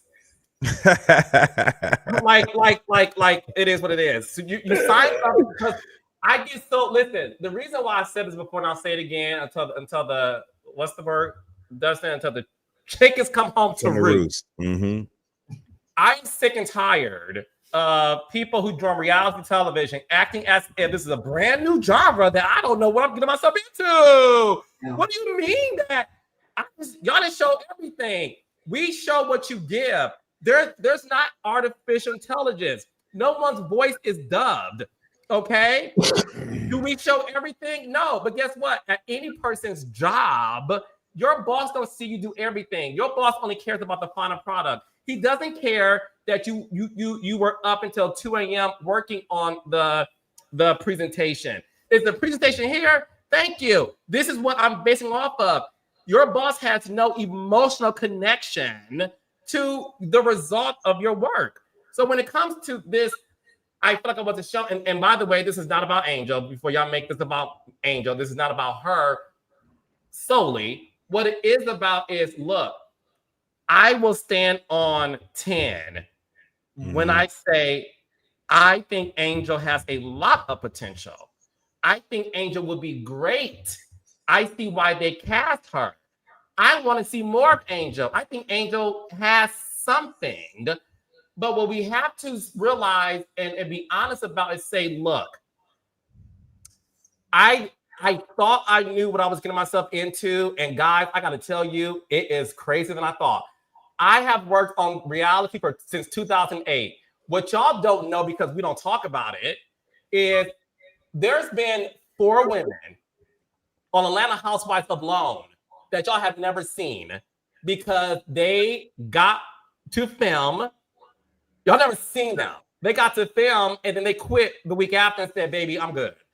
Because again, they and I appreciate that. Let me start by saying I appreciate that. I appreciate it because it looks easier when you're watching it. It looks easy for me to get on. It looks easy that I can do the Crazy in Love choreography when I watch Beyonce do it. Until I step into my living room and my bones crack. Right, Carlos. And I realized, like, well, damn, you doing all that for 3 hours? Beyonce, I thought I could do a little like, but I can't. I can do this, but I can't do this. And then dip and get back up. So my thing with Angel that I really want for her, I don't want Angel to say, look, this is not, I would love for any reality star to say, baby, let me tell y'all something. This shit ain't easy. I was very easy on her in the interview, and I wanted her to, I not prompted her, but I was like setting it up for her to say that. You know, I was like, it's a tough show. Do you think you got in over your head? And she didn't want to say yes to any of that. She wanted to kind of show, no, I'm good, I'm strong. And basically she was saying that she's not going to be chased off. Because I said, do you regret doing it? Do you want to go back? She goes, I cannot be chased off. I don't want to be. And I'm like, but it doesn't look like you're having fun for the viewer. It doesn't look like it. And I'm like, how you are now? And then when you do your confessionals, I'm like, yes, like we want more of that. And I said, and as far as supporting the Black women, I get it. Because I think we all start off with, I don't want to go on a show and drag other Black women. I said, that is fine as far as the collective, right, of Black women. I go, but if someone's coming for you, that's not an indictment on Black women. That is an indictment on that person right there. And you read that person down. It's not like, that's okay. You still have your Black women card. So I don't know. I told her she should do more interviews and just get more comfortable with it and just get out there and get out of her head. I'm like, being in your own head. Yeah, I think you gave her, I watched the interview and I think you gave her great advice. And I want to hear from you, Dustin. What I will say is, baby, I want to see Cookie be a housewife. Because, baby, Cookie comes in like this, baby. This Cookie be like these. Mm-hmm. Mm-hmm. You know what I'm saying? Like, what we doing? Mm-hmm. Cookie and her push up, I'm here for it. Mm-hmm. I like Cookie. I want to be bar friends with Cookie. I want to hear her burp and belch after she drink a beer. You know what I'm saying? In a tall glass and shit. And I want to hear her slamming her hand and her rings and bracelets making noise on that when they hit the bar. I want to be bar friends with Cookie and shit. You know what I'm saying? That's what kind of relationship I want to have with her. But Cookie is ready. Go ahead, Dustin. Cookie is ready and Cookie is messy. And Cookie knows exactly what she's doing. Cookie been running it, playing telephone with all these ladies. Cookie has attached herself to all these ladies and all of this mess. She's been around for a minute, and she might as well just be a guest. You know what I'm saying, on the show. She might as well. And I'm not gonna say that. I just was surprised by what she said to Stacey when they were arguing at the end. She was like, "You need to take a bath with your funky ass." I know. I'm like, damn. So now y'all gonna say Stacey physically stinks? Like, come on now, Cookie. And between you and Stacey, which one of them you think smell like perfume? You know what I'm saying? I'm just saying. So like, I don't know. Everybody was kind of on Stacey in this episode, and she handled it like a G or whatever. And she does do things to make herself a target, like tell stupid, ridiculous lies that are very easy to spot and debunk. You know what I'm saying? But they just be on Stacey ass a lot. And I love the fact Stacey is from Detroit. You know what I'm saying? So I love the fact that Stacey is not allowing them to just steamroll her like that. You know what I'm saying? And it doesn't always mean you have to call another person a bitch or a hoe. Sometimes it can be as simple as pointing your finger at a motherfucker, just like Stacey did. Yes, and that's that's the thing. Listen, we can't always apply race when it comes to defending yourself. No, it's not well, I don't want to do this. If Claudia defends herself, right? Dustin defends himself. If somebody comes at you, it's not about, nobody should get physical. I'm not saying that. But if someone is coming for you, all you do is defend yourself, right? In any situation in life. You know what I mean? Like, for example, you know, Nene Leakes named Claudia Jordan a part of her all-star list, you know. She also said she wanted to punch me in the face and knock my teeth out. Take that. She was joking. Was she? I didn't hear her laugh. Would you like to comment, Claudia? Claudia, were you not the sidetrack, but I want to hear from Dustin too. Claudia, you were named out of Nene Leakes all-star cast that she would love to do a show with. Yeah, she's not dumb. She's a smart lady. She knows about the proper cast, just like when I was on the show. And after I read her down, what'd she do? Called Bravo or Truly and said she needs to be on the show. She needs to be a housewife. I received that. I thought that was dope. That was what it was cute. I was like, Nene, stop with the punching in the face. I actually think Nene likes me and wants to be my friend. I do. Can y'all be friends? And honest, huh? Can y'all be friends? It ain't me. I saw her at the BET Awards and I said, "Hey, Nene," and she said, "Just like how she takes all her mannerisms from you, Carla." ever. Claudia. Anyway, that's not Claudia. That's right, Claudia. Not Claudia. You know good and well, Claudia. Sir, Your clips go viral, Claudia. listen. Me and Nene, let me just to give you the origin, real quick story of me and Nene. Me and Nene were cool long time ago when I was fresh off of hosting the Miss Universe pageant on NBC, 400 million viewers worldwide. I got a tweet from Nene Leakes. I did not watch Atlanta Housewives back then. I was fucking popping. I was on Deal or No Deal, so Celebrity Apprentice, hosting Miss Universe, all these things. And I get this tweet from a Nene Leakes, Real Housewife. Follow me back. I gotta ask him. No, first she gave me props about something. No one can do it like you. And the fans have dug up the tweets. They're out there, right?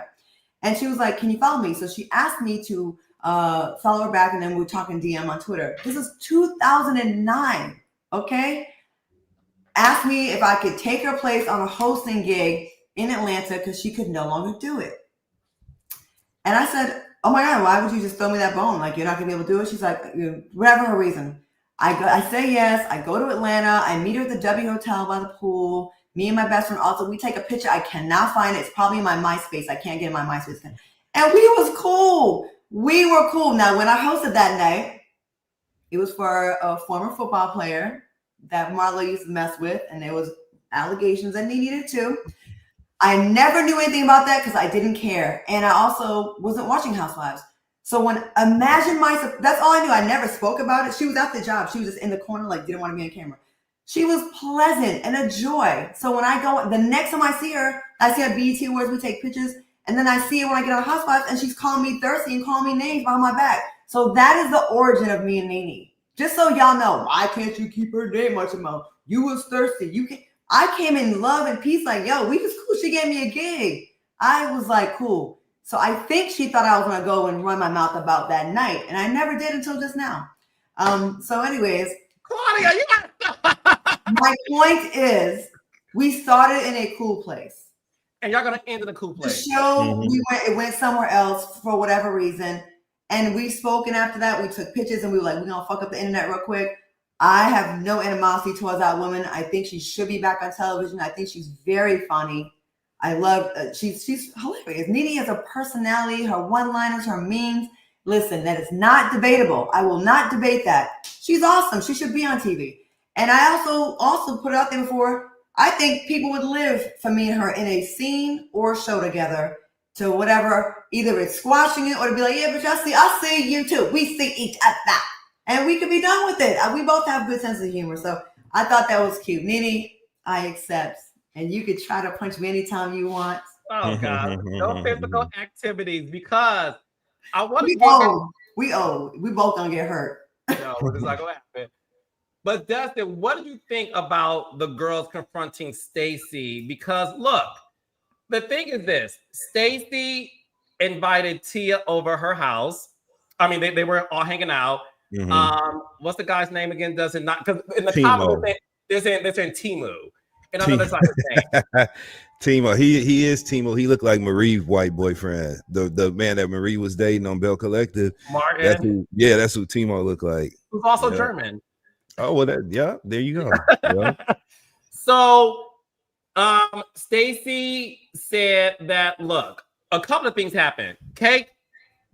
Kiarna told Giselle and the girls that she was on the phone with Cookie and that Chris Samuels allegedly called her while they were on the phone, and that Chris Samuels was told that Monique was saying things about their sex life and saying things that wasn't flattering. Kate said that she thought that obviously it was Stacey who told Chris, because who else in that room would go back and tell Chris what Monique said? Kay confronts her. Cookie tried to confront her. And even Tia confronted her because Stacey said that, look, she told Wendy that, look, my husband can't come because he has other things to do. They flash back to the truth where she said exactly what Tia did say.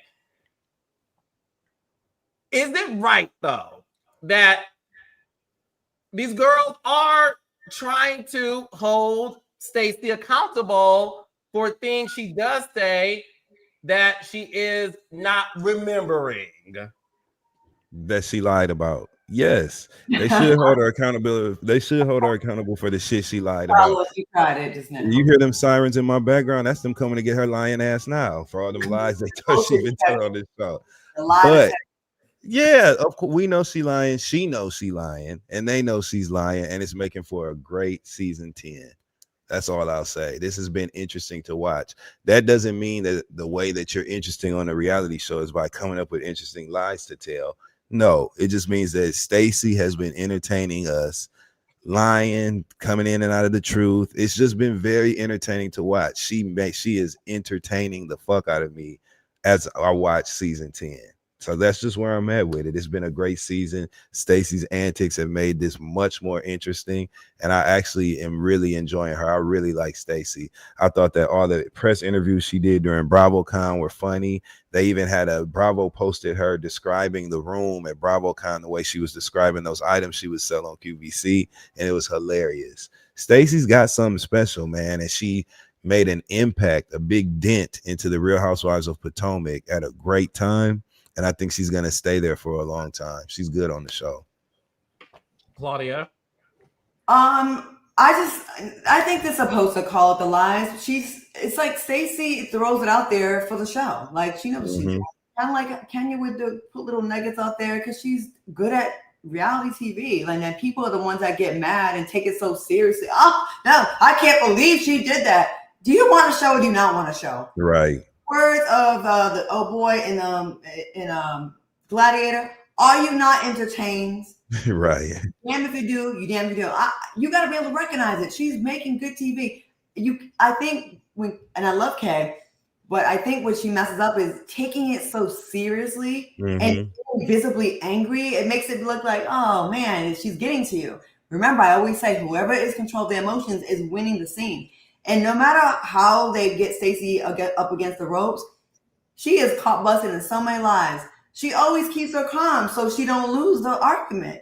Even when she dead ass wrong, we are here defending a liar on this show. We're like, oh, but we like it. It's entertaining. It's cute because she's not getting emotional. We get mad at the person that seems like a sore loser, the one who gets extra emo, the one who's like, fussing. No, the way to handle those kind of people is return energy. Oh, another lie. Oh, here we go. It's 8:00. Oh, Stacey's somewhere lying. You know what I mean? Like, mad at her. And when people get mad, they lose the argument. Kenya had so much fun on Housewives when she was like, fuck the folks. The butt pads when she was pretending to be Phaedra. And I can't believe she would do something like this at an event. You're on a TV show that requires entertainment. She's giving y'all a show. It kind of reminded me of that a little bit. I never thought of it that way. That's so fascinating. So you think, and Dustin, let me know what you think. So you think Stacey's in on the joke? Like Stacey, yes. I never looked at it that way till now. Like, because let's be clear, Stacey definitely watched Potomac before. And my problem, I only have one problem with Stacey. Is my opinion. Leave me alone. And I love Stacey. Stacey gets all the 10. But if I have to give one critique of Stacey, one critique, I really want her to just own it more. Like that was my thing with her. Like, Stacey, you a baddie, you everything, own it. But and that's the reason why I loved her in the end. When they said, "Get your finger in my face," she said, "Excuse me." She pushed Giselle out the way and said, "Like that's the Stacey that I love." And I do think this. I think the one thing that Stacey allegedly did that is hard for some, not all, but some, is the TJ aspect of her storyline last season. I think that rubbed people the wrong way, but you can't deny that Stacey is that girl. Stacey is a joy to watch. I didn't realize till today, until you two told me, that Stacey's in on the joke. And as a producer, I'm not mad at it. Look, I remember when I did Love and Marriage DC, and I said this publicly, when I met the Tylers and the Silvas, and I just remember thinking like they're fascinating to look at. I can't wait to see more. And I remember telling you guys like, watch out for this Ashley Silva baby. Like that one was born to be a reality star. And then you saw like you saw her and Irena just be two women that I felt knew the assignment. Mhm. And there's nothing wrong with knowing the assignment. There's nothing wrong with that, and you still remain real, right? So that's the only thing I'm wanting for Stacey more. I want to see like some real moments with Stacey Yeah. to where I can settle and love her more, because Stacey has a lot going on. She has a lot going on. And it can't be all acting. It can't all be shenanigans.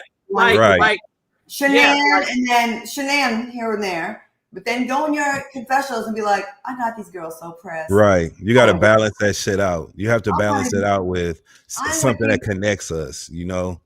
You have to. Like, because then we're going to be, oh, you think we stupid. Because it's clear her and TJ were not real. It's clear that Timu is not into this at all. I don't even feel like they're together. I feel like she's just there to do some scenes with her like, oh, I gotta show up today. It don't even, I see zero chemistry with them.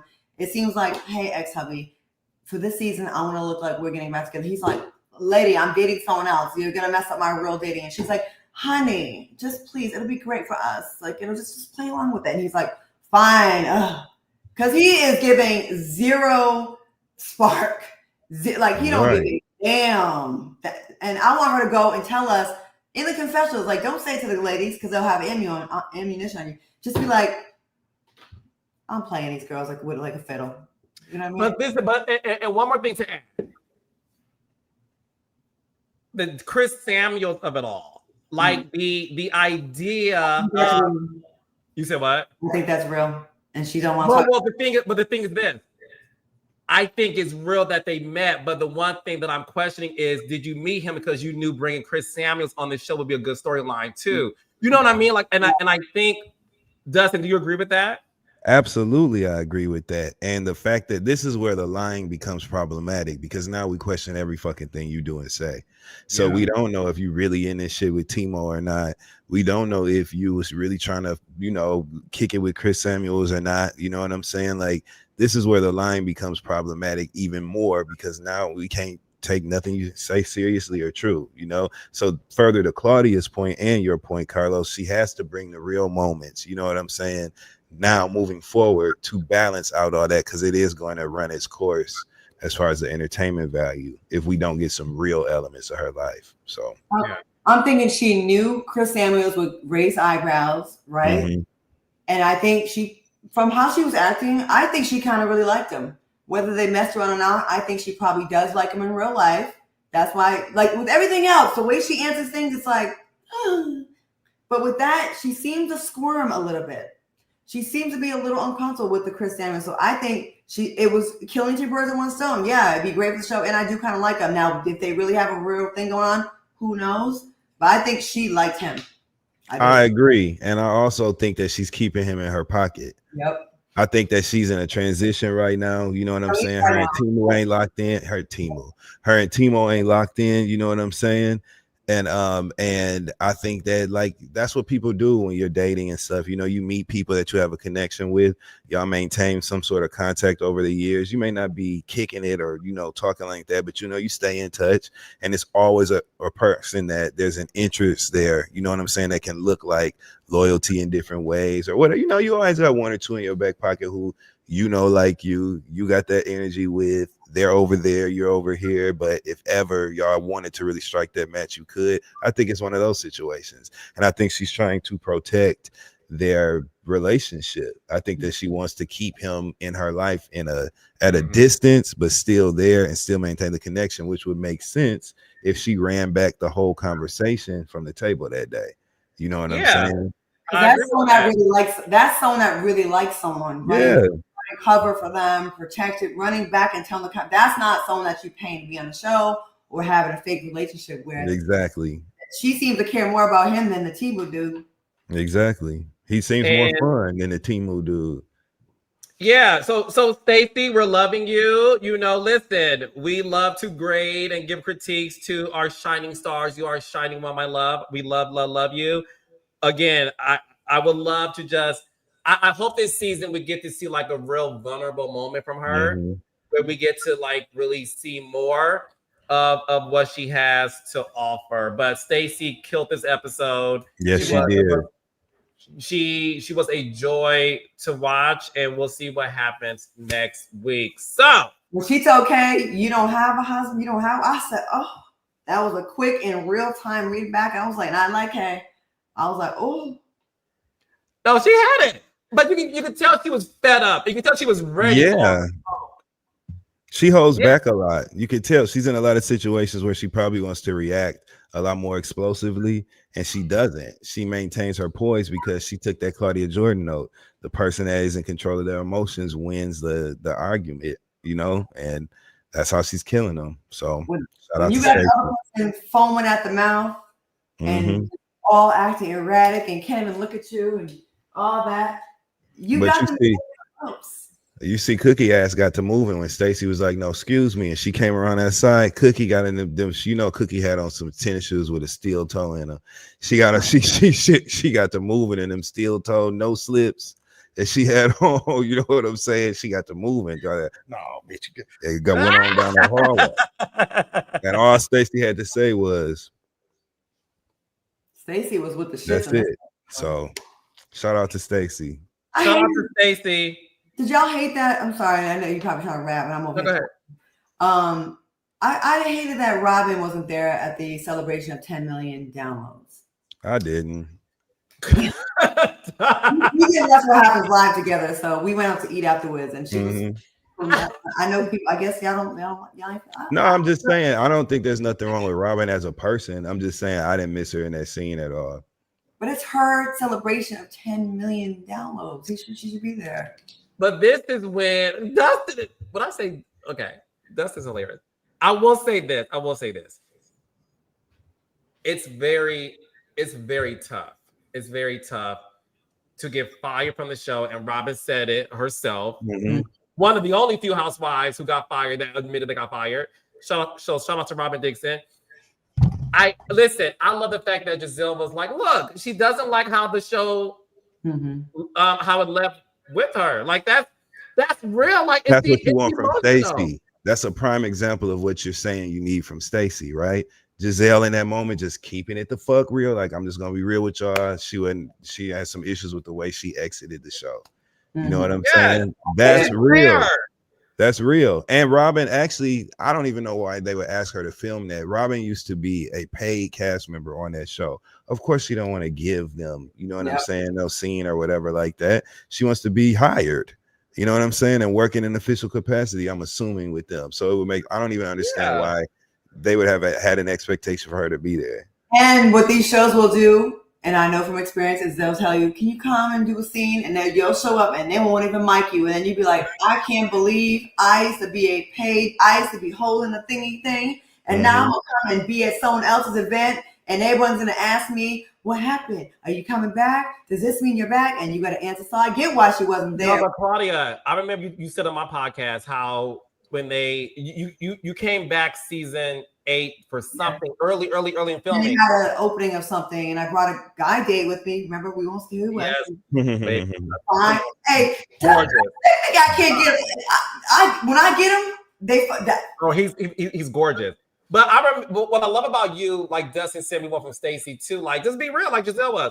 One thing, Claudia, you did say, you said it is hard to enter that space as a non-housewife, no one used to be one, and you're watching your former castmates film. Yeah. And it's sort of like, so Dustin, imagine being the cool boy in high school, and then you go back after 2 years, and it's sort of like, that used to be me.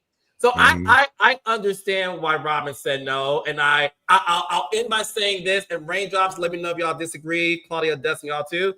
I would not mind seeing Robin back as a friend in some capacity. I'm not saying a friend for all the episodes, but she is really friends with Giselle. So I wouldn't mind where it makes sense to see Robin back. Do you think they really friends like that for real? For real? Oh, I can tell you 100%, baby. I saw Giselle and Robin a few weeks ago at the Black Effect 5-year anniversary event. And I told the raindrops. You know, me and Robin had a conversation because, you know. Is she coming on your show? No. But She listen, should. everybody watches. No, I would love to have Robin on. Mm-hmm. But we had a conversation, child, because I had to address some things that I said on my podcast. And I'm like, okay, fine. But you was being messy? I'm never messy. That's you and Dustin. I'm teasing. I'm joking. We're in this together, guys. Okay. Yes, just in our own different way. No. So peep this. So, you know, me and Giselle are cool. Giselle is so funny.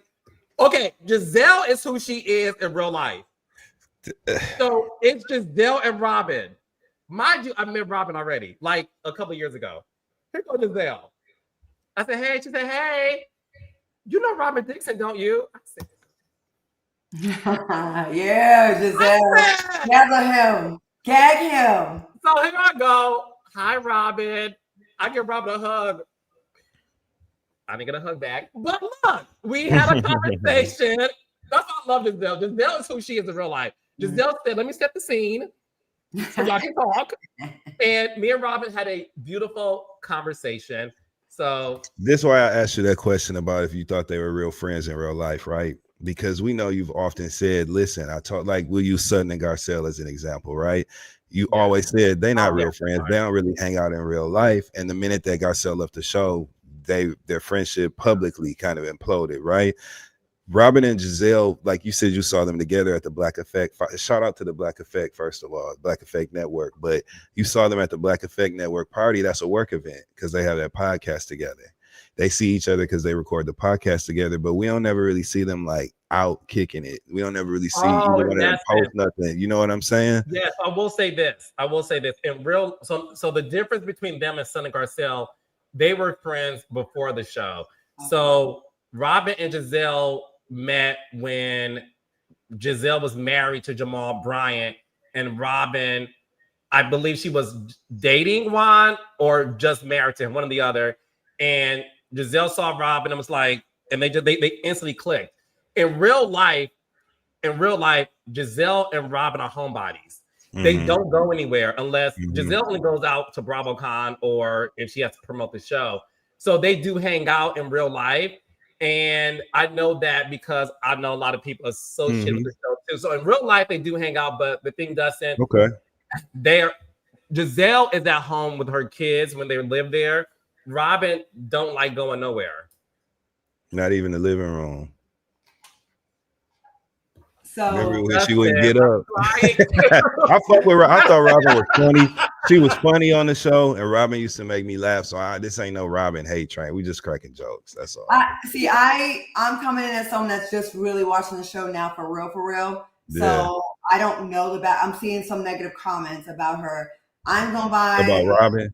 Yeah, about the few hours that I hung with her. We did Watch What Happens Live when I did Dealing Over. Oh, cute. Oh, what's happening? That's such a cute little doggy. Say hi, Brody. What's the dog's name? Brody. Brody, say hi. What's up, Brody? He's distinguished. Yeah, look at him making eye contact with us. He's like, peasants beneath me. He's Robin. He's shy. He doesn't like the camera. Not Robin. Oh my He's God. Shy. But Robin, in those few hours we did the show, and then we got along, and we went to catch afterwards. Like, let's go out, and we talked a bit, and she was just kind of venting about things and stuff. She was very pleasant to me. I don't know the backstory. I don't know her from the show. When you meet people outside the show, as opposed to what their storyline and what they were going up against. I don't know that part of her. She was very pleasant to me. So, I was a bartender at Watch What Happens Live when the episode when Andy was asking her, with Ebony, when Andy was asking her about putting her marriage and the information about wine and all that shit that she put behind Patreon. I was the bartender on that Watch What Happens Live episode, and she was real pleasant. You know what I'm saying? Real pleasant, real cool. So they said your dog is bougie. As he should be. Look how we want to make eye contact with the peasants, and by peasants, I feel like your dog looks at me and Dustin as look. He's like, hi. Oh my God, he is not fucking with us. I love it. He's shy. He's shy. So, No, he's like, look, I want to give thanks to Claudia and Dustin as we are celebrating the week of Thanksgiving. I love the two of you. I'm so thankful for our friendship. I'm thankful for, you guys' tenacity. Claudia, you can't even make the sign. it's been a long time, Carlos. It looked like Ohio. It looked like Ohio. The map. It looked like the state of Ohio. So now I'm thankful for the two of you as we celebrate Thanksgiving this Thursday. Okay. Thank you, man. Yeah. I'm thankful for both of y'all. I love y'all too. I tell y'all that all the time in private, but y'all know I'm grateful for our friendship. Grateful for both of y'all. And happy birthday to my motherfucking dog, Kid Fury. Today is Kid Fury's birthday. Happy birthday, Kid Fury. I love you. Happy birthday, Kid Fury. Yeah. He is iconic. Yes. That's right. I echo what you both said. I'm thankful for the third opportunity, Carlos, and looking forward to the fourth one. Mm-hmm. Dustin, I talked with you the long way since I first found you on YouTube, and I loved your brain. I love the way you think. I'm like, and who knows? And I would have never thought that we'd be here years later. So I love this process. I love you too. Carlos, when we moving to New York? So I love you guys. Raindrops, I will see y'all this Are we week. getting Love and Marriage New York? Are we getting Love and Marriage New York City? I can probably find a little piece out there. Ooh, that would be good. So much. We could be cast members on there, like we could. Your dating life, my dating life. Yeah, and then us talking about it together at the tables, we would tear that show up, Carlos. Look at him. Love y'all. Happy Thanksgiving, Raindrops. Look at Claudia. Happy Thanksgiving, Raindrops. We love y'all. We'll see y'all on our new talk show we about to get. Give thanks and remember, always find 5 things to be thankful and grateful for every night. All right. I hope your turkey gets stuffed. May your stuff be firm and tasty. I hope you based. You know what I'm saying? We'll talk about that later. All right, love y'all. Bye.